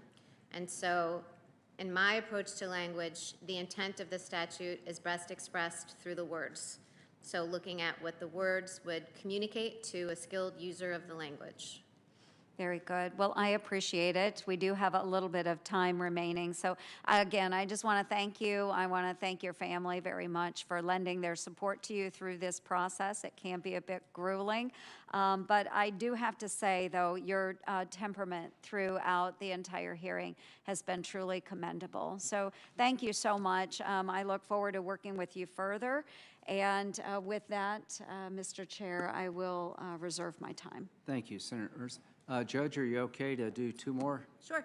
So Senator Booker, Senator Crapo, then we'll take a 20-minute break to grab a bite to eat and finish up. Senator Booker. Thank you, Mr. Chairman, Your Honor. Hi, Senator. So I spoke yesterday, and I appreciate the attention which you gave me talking about how this is not a normal time. And I want to reiterate that one more time as cogently as I can, because this is something like we've just never seen before in the history of the United States. We're not just days away from Election Day, but people are actually voting right now. Close to 1 million people in my state have already voted, and about 10 million people voted nationally. The only other time a Supreme Court nomination hearing happened this close to an election was, as you probably know, was under President Lincoln, who declined to offer a nomination before the election. But we are in the midst of an ongoing election right now, at a very contentious time in our democracy. It's probably not normal also because people are already speaking in this election, and it seems like we are rushing through this process when many of my colleagues on this committee said just 4 years ago that we should not proceed to fill a vacancy that opened 269 days before an election. And the words of some of my colleagues, including the chairman, was to use our words against us. We would not do exactly what we're doing right now. It's also not normal, clearly, because we're in the middle of a pandemic. And we have tens of thousands of new COVID infections every single day, widespread food insecurity like we haven't seen these kind of food lines in my lifetime, I don't think. People across our country are struggling, and unfortunately, we see that we are right now not dealing with this crisis. We are instead literally having closed the Senate virtually, and the only proceedings that are being allowed to go forward are not the issues of helping people who are struggling, but dealing with this. And it's not normal that we have a president who has repeatedly attacked the legitimacy of our institutions. So much so, and I've never seen something like this in my lifetime, that his former cabinet members, his former chief of staff, all talk about the danger he represents to the country we all love. In fact, probably one of the most respected person on both sides of the aisle, General Mattis, who served as our Secretary of Defense, went as far as to say, a man who has been very reserved in his comments, that Donald Trump is a danger to our democracy. We are at a time that the legitimacy of our institutions are at stake. And it's not normal that the president would further cast a shadow over your nomination as well as the independence of the court by saying he would only nominate justices who would tear down Roe v. Wade, who would overturn ACA. And it's not normal amidst this all, and again, something that I find hard to believe that we're talking about, is that we have a president who cannot commit himself to the peaceful transfer of power. Now, in the light of this abnormality, most Americans think we should wait on your nomination. It's an illegitimate process. Most Americans think that we should wait. Today, and I appreciate you not following the news, but 90 of your fellow faculty members from Notre Dame wrote an open letter calling on you, for the sake of our democracy. They didn't speak to whether you're right or left or your judicial philosophy or qualifications. They wrote an impassioned letter for the sake of our democracy. They publicly issued a statement asking that your nomination, that you withdraw from this nomination process and have it be halted until after the November election. This is not normal. And again, the overwhelming majority of Americans want to wait, but my colleagues here are not listening. And so I'm going to ask you some questions that if you had told me 5 years ago that would be questions asked at a Supreme Court nomination hearing, I would have thought they wouldn't be possible. But unfortunately, I think they're necessary to ask you. And I hope that you'll give me direct answers. The first one, you've already spoken towards issues of racism and how you deplore it. But I want to just ask you very simply, and I imagine you'll give me a very short, resolute answer. But you condemn white supremacy, correct? Yes.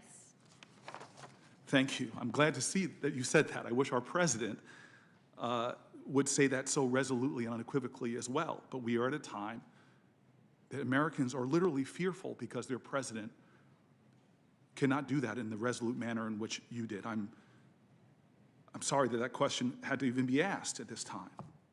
Here's another one.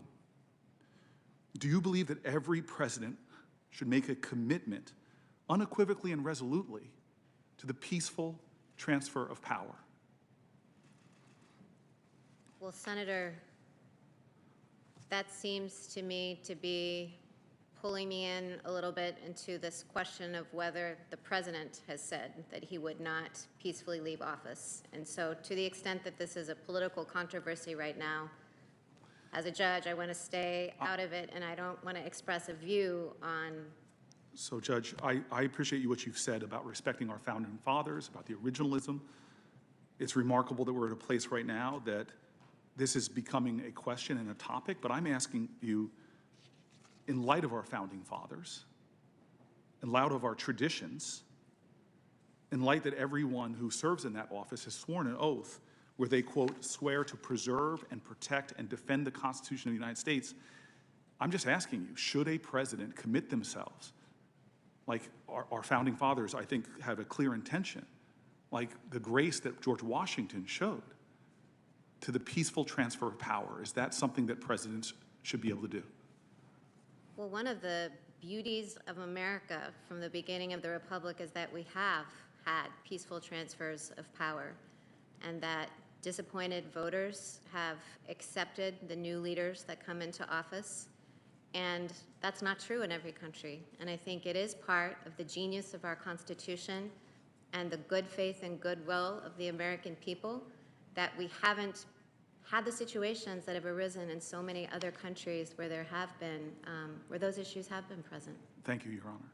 Do you think that the president has the power to pardon himself for any past or future crimes he may have committed against the United States of America? Well, Senator Booker, that would be a legal question. That would be a constitutional question. And so in keeping with my obligation not to give hints, previews, or forecasts of how I would resolve the case, that's not one that I can answer.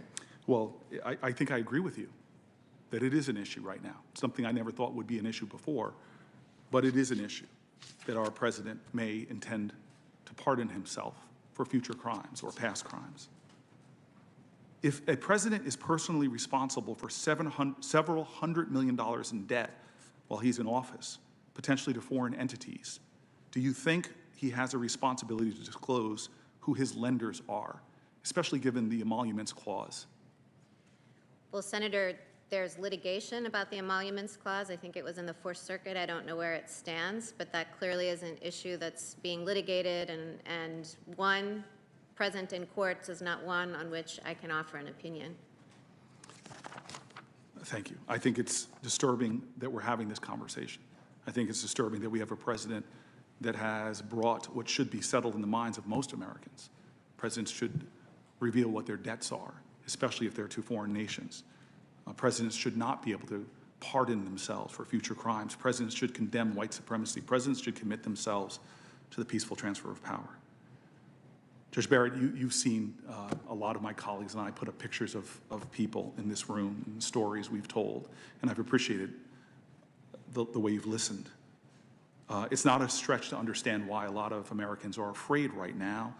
All we have to do is look at the statements and actions of my Republican colleagues, the Republican Party platform, and the president who nominated you. And even some of your own words, which have been read by my previous colleagues around the Affordable Care Act. President Trump, who nominated you for this vacancy, has not only explicitly stated that the Supreme Court should overturn the Affordable Care Act, but he promised that he would nominate a judge who would, quote, do the right thing, unlike Bush's appointee, John Roberts, on Obamacare.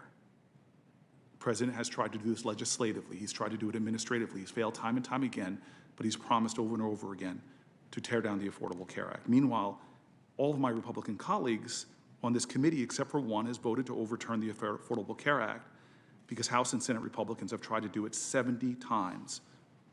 The one Republican who did not was an attorney general who joined 20 state attorney generals who sued to overturn the Affordable Care Act. You yourself said, and now I will quote you, that Chief Justice Roberts pushed the Affordable Care Act beyond its plausible meaning to save the statute. The same Chief Justice Roberts that Trump implied didn't do the right thing. And so, Judge Barrett, you have said that if you were on the court, you will hear and consider the arguments from both sides. I was actually very interested when you said that you would put your family members in the shoes of litigants on both sides. Given all that you've heard said over and over again about the intentions to tear away the Affordable Care Act, to end the Affordable Care Act, given what you've heard about the people who rely on it, given the commitment, you know, that President Trump's said explicitly to only appoint judges who would overturn the ACA,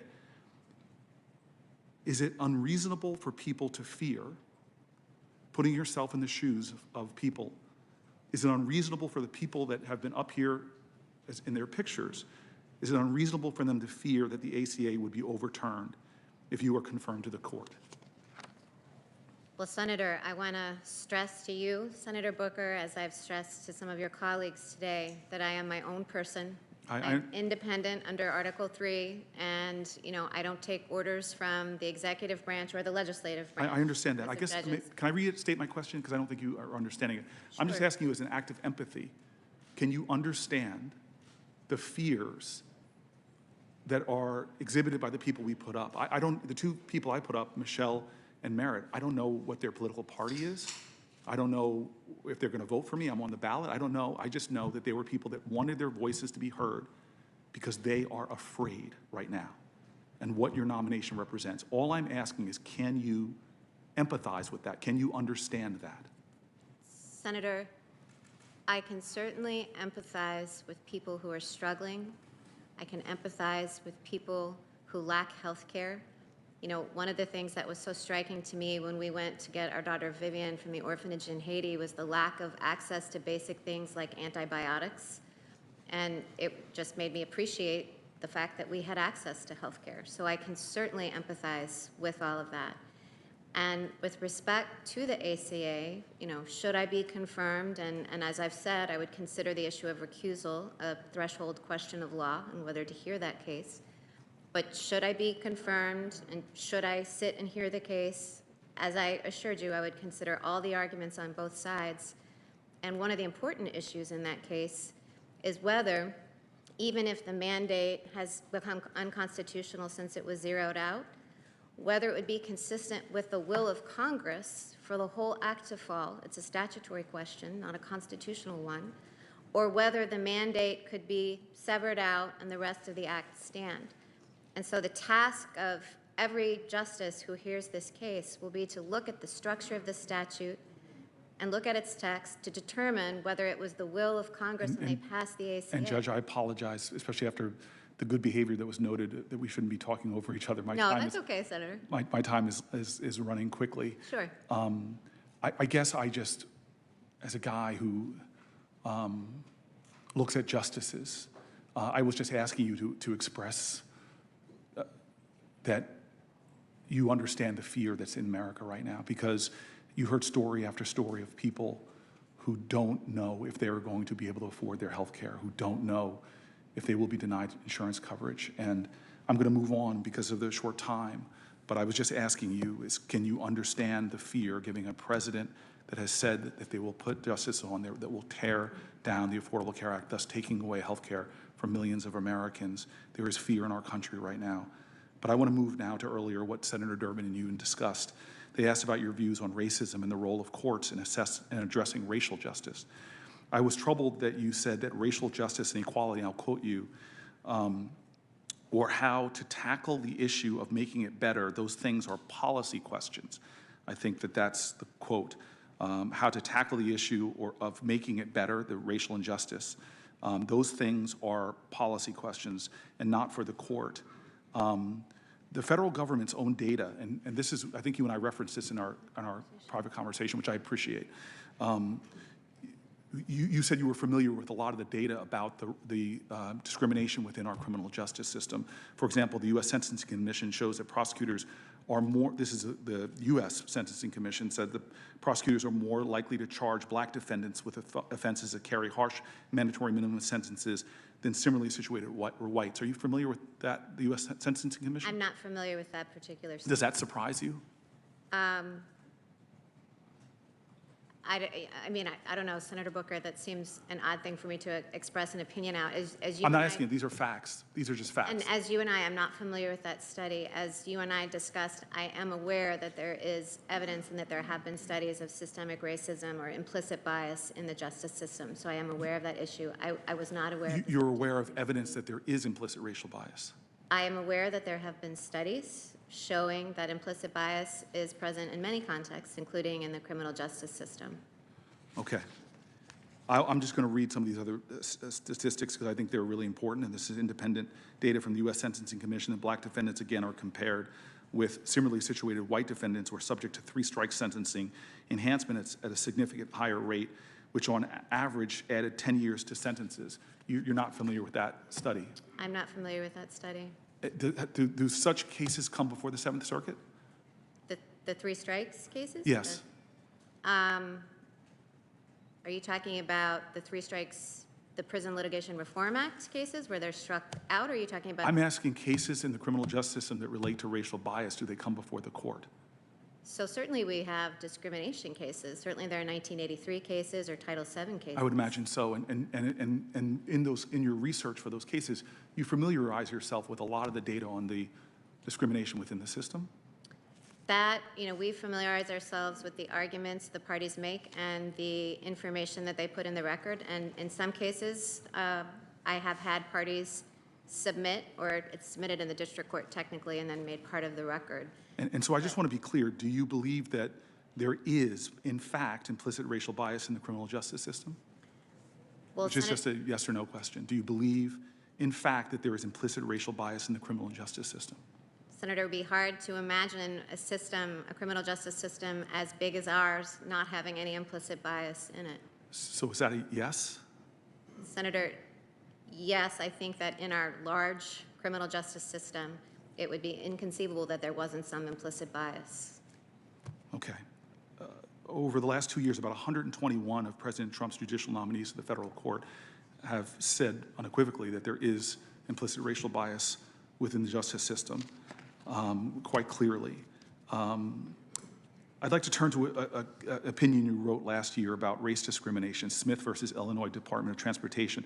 The case involved an African-American traffic patrol officer who had been fired from the Illinois Department of Transportation. This employee claimed that he had been subjected to hostile work environment and that the supervisor called him the N-word. But you ruled that the employee had failed to make the case that he had been fired in retaliation for his complaints about race discrimination. And now you acknowledged that, quote, and I'm going to quote you now, the N-word is an egregious racial epithet, but you went on to insist that the employee couldn't, quote, win simply by proving that the N-word was uttered at them, and that he failed to show that his supervisor's use of the N-word against him, quote, altered the conditions of his employment and created a hostile or abusive working environment. And you said that even based on his own subjective experience, this black employee had, quote, no evidence that his supervisors were lashing out at him because he was black. I'm very surprised to have to make this point at all, but even a staunch conservative like Justice Kavanaugh, in my questioning of him, spoke to the obvious harm here in a way that you don't seem to. He wrote in a Court of Appeals case that, quote, being called the N-word by a supervisor suffices by itself to establish a racially hostile work environment. And you disagreed with that. Why do you believe that the law recognizes the harm that is inflicted on a black person in this country when they are called that word by their work supervisor, or by anyone really for that matter, and all the history dredged up in that word, centuries of harm? Why do you believe differently than Justice Kavanaugh?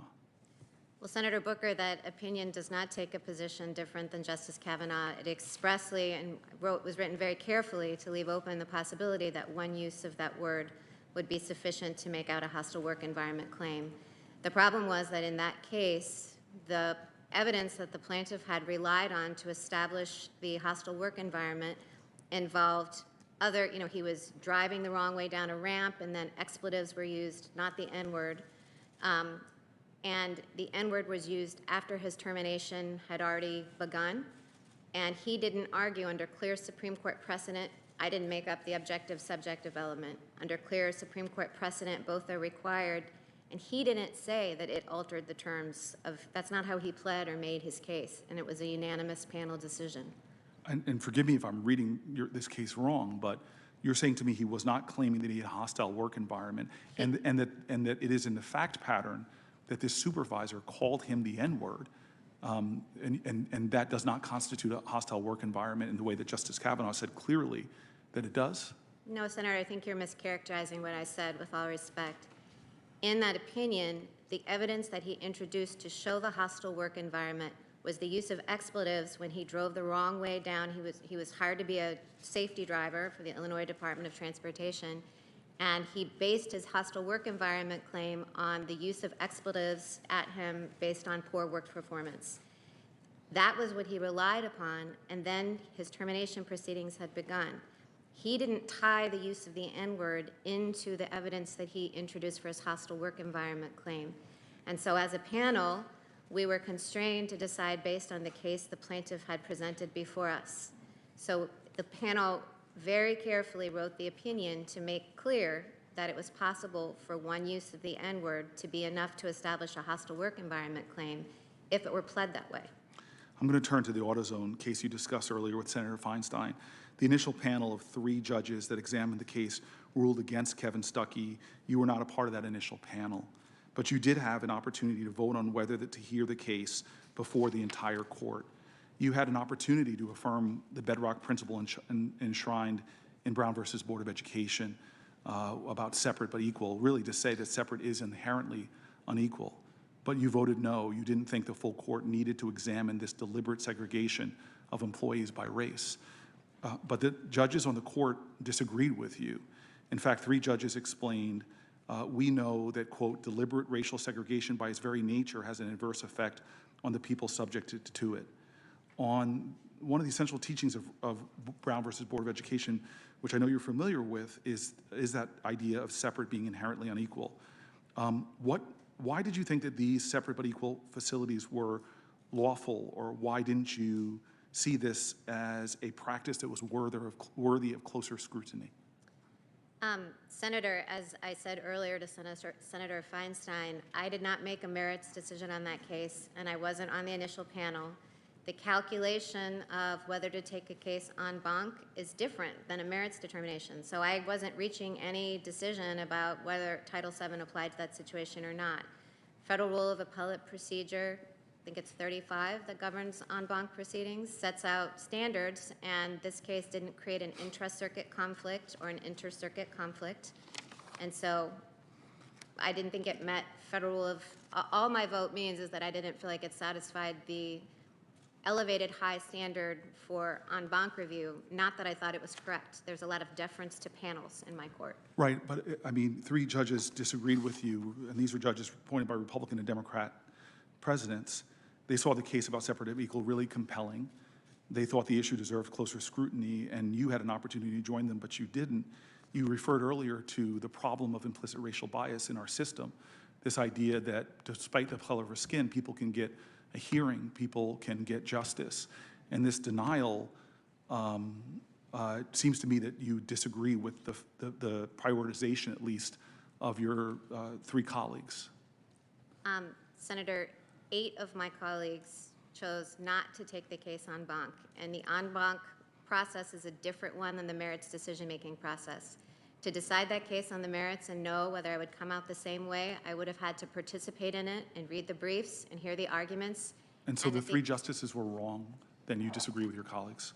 The 3 judges who dissented, my 3 colleagues whom I respect very much, thought that it met the standard for en banc review.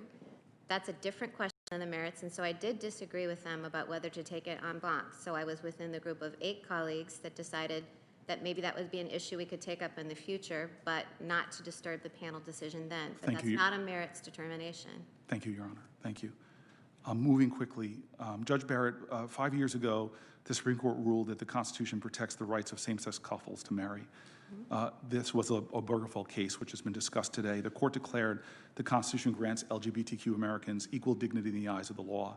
Hundreds of thousands of couples have built their lives on this decision. I've married some of them myself. On that day 5 years ago, the court fulfilled really that ideal of equal justice under law. And yet now the same-sex marriage is legal. We've seen efforts to try to undermine that decision. Justice Ginsburg wrote about legal rules that would, quote, create two kinds of marriage, full marriage and skim milk marriage.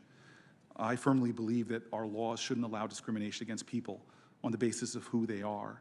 I have a number of questions on this topic if I can get through them, but I wanted to offer you a further opportunity to address the issue that I don't think you got to fully address that my colleague brought up.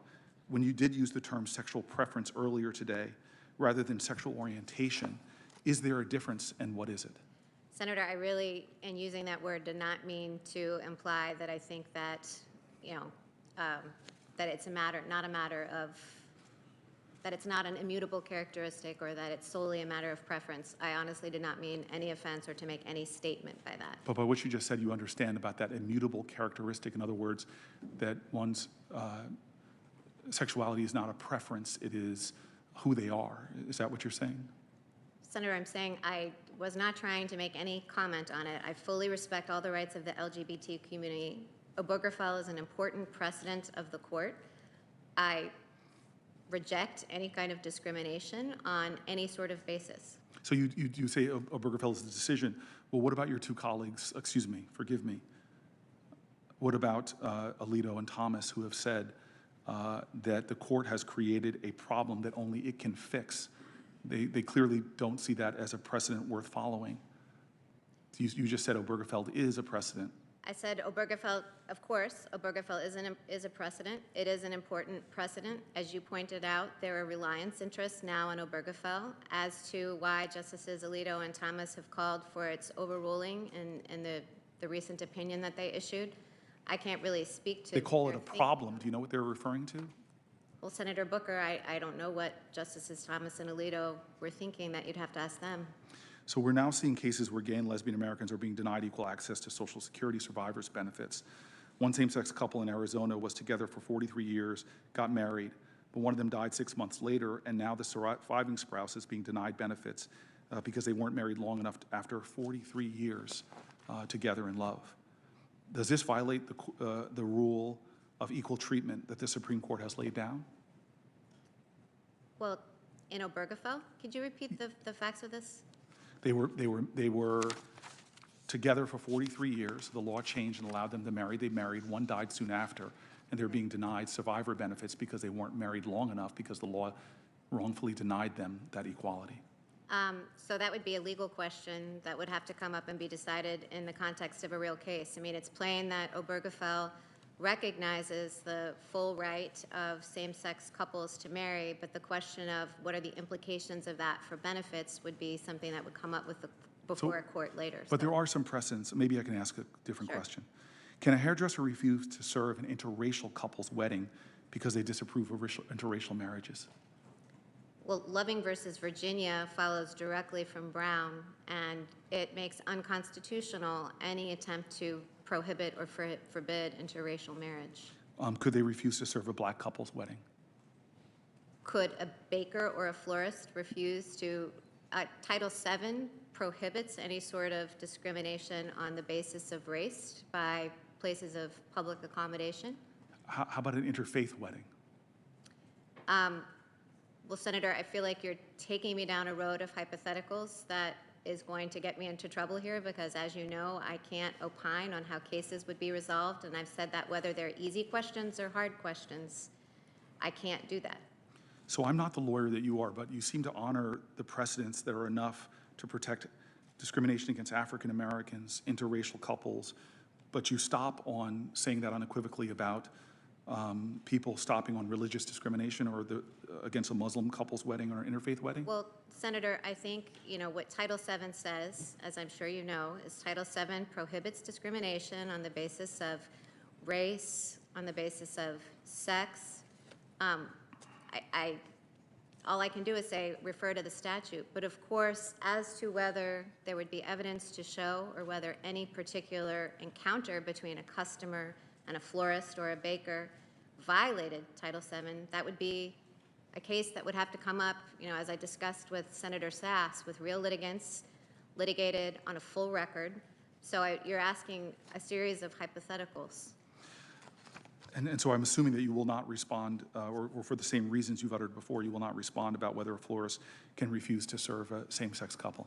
Well, it sounds like you're on your way to talking about Masterpiece Cake Shop and some of the cases that are very hotly contested and winding their way through the courts. And so I want to make sure that I'm not in a position where I'm eliciting any views that would bear on litigation that's very active. Well, and I guess you maybe can understand if we go back to the question that both I and Senator Hirono asked you about what you said you didn't mean to offend about whether it's a choice or not. These are about, are they immutable characteristics of an individual, like their race? I just want to just close by saying the story of some folks in my home community of New Jersey, Emily, Sonessa, and Jan Moore. They've been together for 51 years. They've raised 3 children. At last count, and I think that that's a good way of putting it, they have 18 grandchildren and 20 great-grandchildren. And you know how families are. But for a long time, they had to keep their relationship and their love a secret. Finally, once same-sex marriage became legal, they got married. And thanks to the Supreme Court's decision in Obergefell, they can now enjoy their full rights.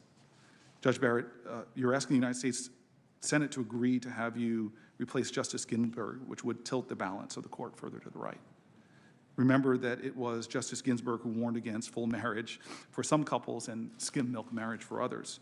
Like so many couples in my state of New Jersey and around the country, Emily, Jan are worried about what might happen if the Supreme Court starts to peel back some of their hard-fought rights. They believe that their love should be valued by their government and equally as the love of any other people. And they believe a lot of the rights that they now enjoy, which were denied in the past to African Americans even, to interracial couples, they believe that they should be able to preserve them. And so my time's expired. You've been very generous, and as has the chairman, in allowing me to go over. I'm grateful to have the opportunity to talk with you more tomorrow. Thank you, Senator Booker. Thank you very much. Thank you, Senator Booker. Senator Crapo. Then we'll take a break for supper. Thanks. Thank you, Mr. Chairman. And we're 4 away from the finish today. Before I begin, I do have a couple of letters I'd like to submit for the record. One from the Speaker of the Idaho House, Scott Bedke, in support of Judge Barrett's nomination, and the other from the National Shooting Sports Foundation, also in support of the nomination, Mr. Chairman. Without objection. Thank you. And Judge Barrett, I am going to, well, I'll get to some new material, but a lot of what I do at the beginning will be going over things you've already said, and you must think you've said them way too much, had to say them way too many times. I'm going to just be sure that we get some things nailed down once more. Before I do that, though, there's been a lot said today that really needs to be responded to. This won't be a question to you. These first two, I'm just going to quickly respond to a couple of them. The first was one of my colleagues, Senator Whitehouse, spent a very long presentation trying to make the case that there is a lot of dark money out there trying to control the Supreme Court nominations and this whole process and the situation that we face today. I just want to set the record straight. These are actually These are actually some statistics that Senator Cruz quickly went through when he spoke. But yeah, there is dark money in politics, and I think that we should get it out. What this means is that money where you don't know who the real donors are behind the entity that's making the expenditure. Fortunately, we're getting a lot of that out, but there's still a lot there. The impression, though, that was left was that this dark money is all on one side. The reality is, if you look at opensecrets.org, this data is from 2016, but I've seen data even later into 2018. And it's the same kind of statistics, and that is that really the significant majority of the dark money is being spent in favor of the Democratic side rather than the Republican side. Of the top 20 organizations and individuals that they identified who contribute to super PACs, who then utilize the money in the way that was talked about, 14 of them give exclusively to Democrats. Of the top 10 on that list, only 2 give to Republicans. So, and the totals, by the way, were $422 million in this report going to Democrats and $189 million going to Republicans. So yeah, there is money in the system. which we can't identify. A lot of this money, by the way, is going into ads against you, Judge Barrett.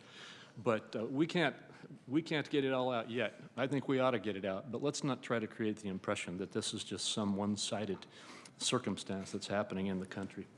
The other thing I want to go over first before I get into my questions is the same thing I went over yesterday because the allegations have been made again and again and again that somehow we are rushing this case and somehow we are violating the history and the precedent of the way the Senate operates and the way the presidency operates when there is a vacancy in an election year. Some people count these things differently. There's a statistic that I will use that will count all vacancies that have happened, whether the vacancy occurred in the election year or whether it just didn't get resolved until the election year. But it doesn't matter whether you just take the ones that arose in the election year or if you take all of them that were resolved in the election year. The precedent is the same. It's overwhelming. In every single case, the sitting president made a nomination. Every case. In those cases in which the Senate was of the same party as the president, I'm going to use the one for all of the nominations that actually were dealt with in an election year. There were 29. 19 of them were when the party was the same as the president. 17 of those 19, the party moved ahead with the president's nomination, and the nomination was confirmed. 10 of those times, it was when the party was not the party of the president. In 9 of those cases, the party that was not the party of the president declined to move forward until the next president was elected.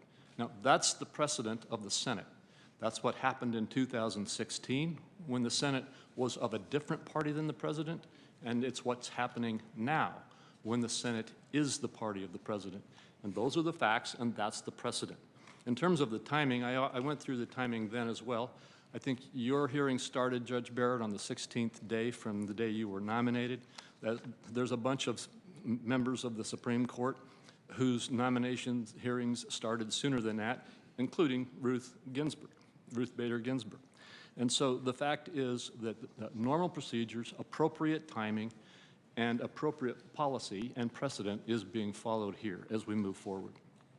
Now, having made those points once again, like I said, I will get into some new questions for you, but I'm going to go over a lot of things that you've already talked about because I really think it's important that we just make it as clear as possible. You've talked about originalism and textualism. Is there a difference between those two things?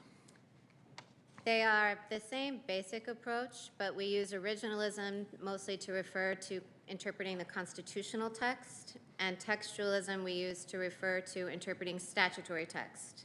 But they both involve the same principle, which is that one comes to the law and interprets it as it would have been understood by those at the time of either its ratification in the case of the Constitution or its enactment in the case of a statute, and that the law remains the law until it's lawfully changed through democratic processes. All right, thank you. And I assume you would consider yourself both an originalist and a textualist. I do, Senator Crapo. And you've written quite a bit about precedent and stare decisis. Could you just once again tell us what that is? And maybe you could make a distinction between what it means at the appellate level and at the Supreme Court level. Sure. So there are two kinds of stare decisis. There's horizontal stare decisis, which is, say, the Supreme Court's obligation to follow its own precedent. And then there's vertical stare decisis, which is my obligation right now on the Seventh Circuit to follow Supreme Court precedent because it sits above me in the federal judicial hierarchy. For vertical precedent, there's no question. I mean, I can't buck what the Supreme Court does. It sets the precedent and all lower courts must follow it. Right. For horizontal precedent, for example, on my own court right now on the Seventh Circuit, the court that renders a precedent does have the ability to reconsider it under certain circumstances. Otherwise, errors don't get fixed, and Plessy versus Ferguson would still be the law of the land. So, and you will, I'm sure, tell me, what are the rules there when you do horizontal reevaluation? Sure. So when a court decides whether or not to overrule a precedent, it considers, first of all, is it wrong, and how egregiously wrong is it? You know, that we can see in the Brown versus Board of Education decision how that factor played. You also consider reliance interests because, as I said before, stare decisis is short for stand by the thing decided and don't disturb the calm. So courts don't recklessly get in the business of just stirring up, you know, disrupting people's lives, you know, unless it's the other factors counsel in favor of doing it. You consider whether the law has developed since the precedent in a way that undercuts the foundations of the precedent itself. Same for the facts. You also consider whether the precedent that you set has proved to be workable for the courts below you that must follow it. So in my case on the Seventh Circuit, that would mean the district courts. Have we set out an articulation of the law in a case that lower courts can actually use? And so, to paraphrase here, if a judge in a horizontal situation, either a Supreme Court justice evaluating Supreme Court precedent or a circuit court judge evaluating the circuit court's precedent, if they felt the precedent was wrong, that's not enough. That is not enough. And you have to have then the reliance and the other factors all falling into the right circumstance before a decision to actually overrule or overturn a precedent is made. That's true, and this might be a good time, Senator Crapo, for me to make one other point about horizontal stare decisis doctrine. Earlier, and I can't remember which interchange it was, someone was pointing out, you know, that I said stare decisis should have weaker effect in constitutional cases. That's actually what the Supreme Court has said. That's a well-established principle of stare decisis doctrine itself. The court has said that it gives super strong effect to precedent in statutory cases because you all can always step in and fix any errors of statutory interpretation the court might make.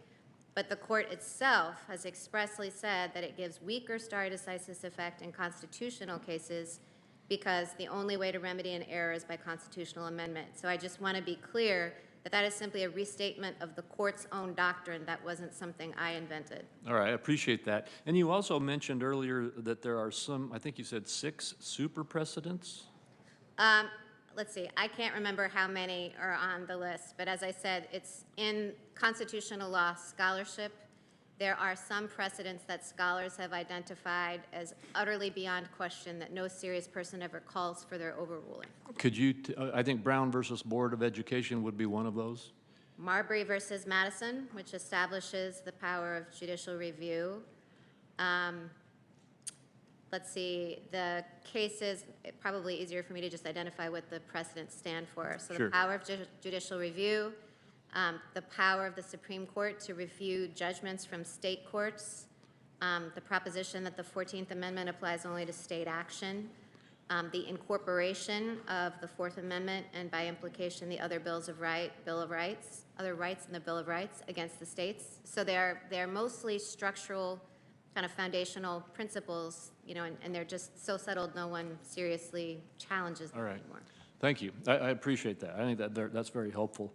And in this hearing, you've been asked about at least 3 very significant Supreme Court precedents, and you've been asked whether you were asked to commit to overturn them or whether you've even had conversations with the president or his staff about them. One, and I just want you to, again, give your answer on that because I want this to be very clear. Roe v. Wade, have you had any conversations with the president or with the White House staff, White House counsel, anyone, and have you made any commitments about how you would rule on any case dealing with that? I have not, Senator Crapo. Thank you. And the same set of questions with regard to Obergefell. I've had no conversations with anyone in the White House staff about that case, my views of it, how I would rule. All right. And then finally, the current case, California v. Texas. No conversations at all. All right. Thank you. Now, you also earlier testified that there's a difference between judicial decision-making and the process of making a judicial decision versus, say, the process you would make as a professor when writing an article or what have you. Could you just quickly get into that with me?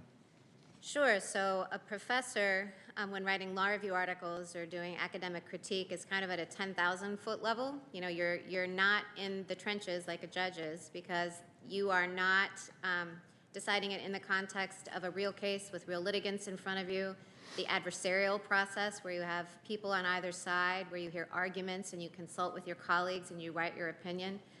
And I think one thing it's worth pointing out about the judicial process is that I have had the experience of changing my mind at various points along the way.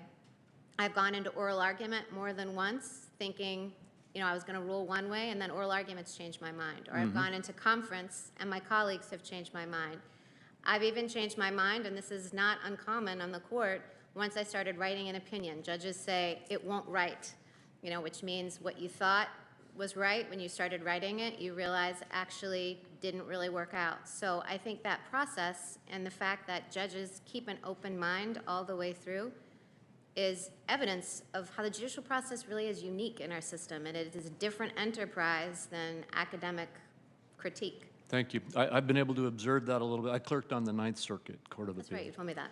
And so I've been able to observe that exact process in each of those steps that you talked about taking place. And you're right. That's how it happens when it's done properly. Next, I want to go to one more specific kind of process type thing to make sure we all understand it right, and that's the recusal. Interestingly, you've been asked by my colleagues on the other side to assure that you have made no commitments about case law, but that to give a commitment on recusal. You have said that there is a process for recusal as well, and that you would follow that. But could you please lay that out again, once again, for us? Yes, recusal is a question of law because 28 U.S.C. 455, the recusal statute, actually obligates a judge to recuse in certain cases of either actual bias or apparent bias. And there are Supreme Court precedents interpreting the range of a judge's obligations under that statute. There are also, you know, professional conduct committees to consult, and I think collaboration and consultation, as I've said before, with other justices is the typical practice according to Justice Ginsburg's description of it. So it is a legal question that's governed by statute and precedent, so it's not one that I can make an advance resolution of. All right, thank you. Now I want to move to, frankly, back to California v. Texas, or Texas, yeah, California v. Texas, and the pre-existing conditions issue that has been raised by a number of my colleagues here. We've heard a lot about the Affordable Care Act yesterday and today. I serve on the Finance Committee as well as the Judiciary Committee, and so this is an issue I really care about a lot. I'm passionate about ensuring that all individuals, especially Idahoans, have affordable, quality health care coverage, and making sure that they have coverage for their pre-existing conditions is especially important. Regardless of what one thinks about the Obamacare legislation. Reasonable people can disagree about the totality of the success of Obamacare, and this is something that I think should be remembered. But many of the policies in Obamacare were policies on which we had agreement between Republicans and Democrats as we moved forward at that time trying to craft a health care law. People may recall this was being negotiated in the Finance Committee for quite a while before President Obama pulled it back and then brought his own statute out. And one of the things that we had agreement on was protecting pre-existing conditions back then. There was no fight over that. And in fact, I think every single U.S. senator wants to protect access to coverage for patients with pre-existing conditions, Republicans and Democrats. So here we are now talking about the Obamacare legislation that was pushed through the Senate when there was a Senate and a president of the same party and the ability to avoid a filibuster. And we're now looking at legislation challenging one part of that. Again, you've talked about this, but I'd like you just to set up this next question. There's a difference between NFIB versus Sebelius, the case which you have made some commentary on, and Texas v. California. Could you tell me the difference? Yes, NFIB versus Sebelius involved whether the mandate violated it was framed initially as a case about whether the mandate violated the Commerce Clause. And the majority in that case, as you know, I've discussed in earlier interchanges, interpreted the mandate provision to be a tax rather than a penalty. And Chief Justice Roberts said that he thought it was justified as an exercise of Congress's taxing power, but would have been invalid under the Commerce Clause. Now, the new case that the Supreme Court is poised to hear involves a different question. If the mandate, which has now been zeroed out, the initial question, it does resemble NFIB versus Sebelius, because the initial question is something a tax if it's $0? So is it still a tax? And if it's not a tax, can it be justified under Congress's taxing power? But severability, even assuming that it is no longer a tax because it's zeroed out, the next question is, if that provision is unconstitutional, does just that provision become inactive, so to speak, or does the whole statute fall? And that is the question of severability. So in some respect, whether one thought that the mandate was unconstitutional or not, the act would have to be found, that would have to be unseverable. And you may not know the answer to this, but I believe that in the last session of the Supreme Court, 7 members of the court said that there's a very strong presumption in favor of severability rather than knocking down an entire statute. That is true. It's an established doctrine, and it was reiterated even last term. So did you participate in a moot court case on this last month or in the last near future? I did. Can you tell us what a moot court case Sure. is? So William & Mary Law School has every year what it calls its Supreme Court preview, and it includes a moot court case. There's a long tradition of moot court exercises at law schools. You know, sometimes they're called mock trials, sometimes they're called moot courts. That's when they're appellate. And it's a chance to educate the community around the law school, the students, or in the case of this William & Mary program, it also draws in people from around Williamsburg so that they can see how the judicial process works. And So judges often participate in moot courts, right? judges often participate in moot courts, and in this particular one, there were maybe comprising the panel. You know, the conference involved several other events, but this moot court involved a panel. It was supposed to be a mock argument for this case, and there were about 4 judges, a couple law professors, and some journalists who were on the panel with advocates fleshing out the case, so that we did it by Zoom because of the pandemic, but so that students could see how the process might look. And so what did the moot court decide?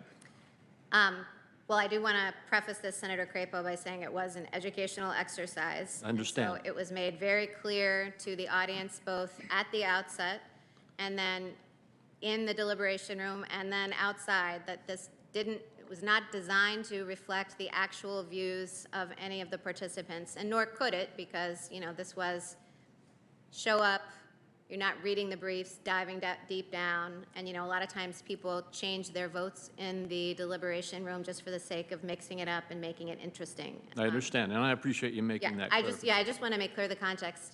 The vote was in the panel, the majority said that the mandate was now a penalty and was unconstitutional but severable. I think there was also a group in a minority who said there was no standing.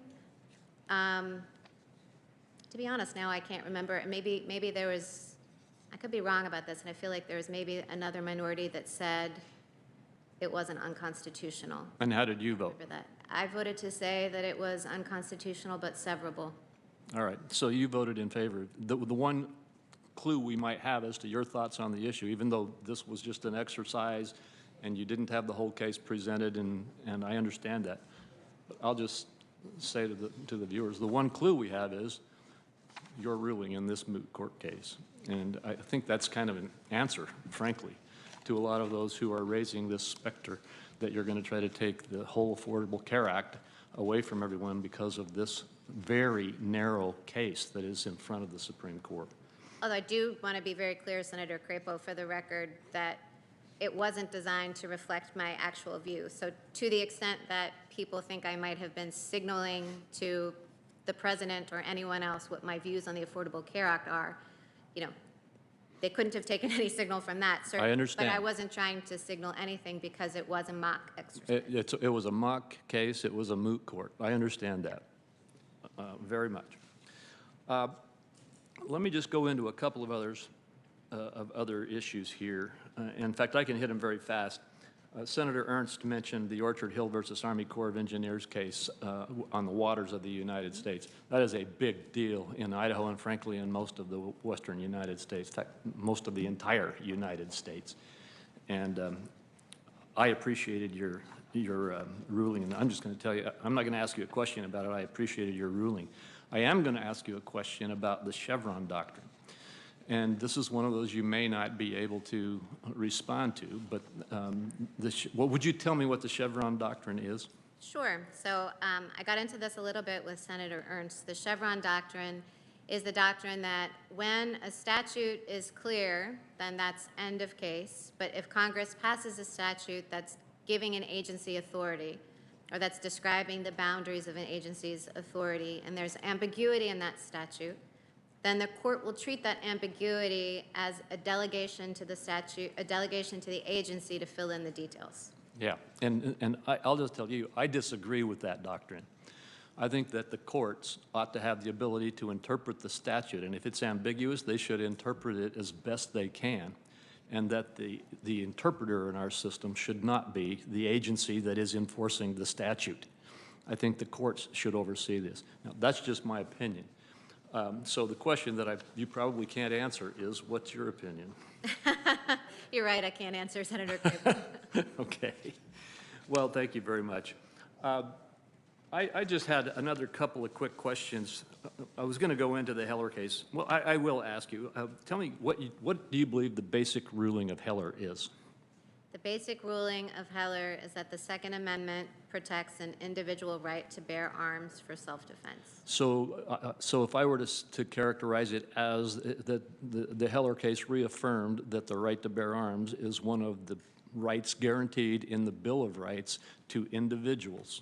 That is what Heller held. That's what Heller held. Okay. You know, I do have a number of additional questions which were just kind of softballs. But I like softballs. I'm fine with that. maybe you deserve softballs right now, but I think instead I'll give you the break. And you can I like have that too, you Senator can have the Craven. last 5 minutes of my time, or you'll get done 5 minutes sooner. Thank you very much for being willing to do this. You are an outstanding nominee, and I'm very glad to be able to support you. Thank you, Senator Crapo. Thank you, Senator Crapo. With that goodwill in mind, we'll break and we'll come back, say 6:50. It'll give us about 30 minutes to grab a bite, and we'll start with Senator Harris when we get back.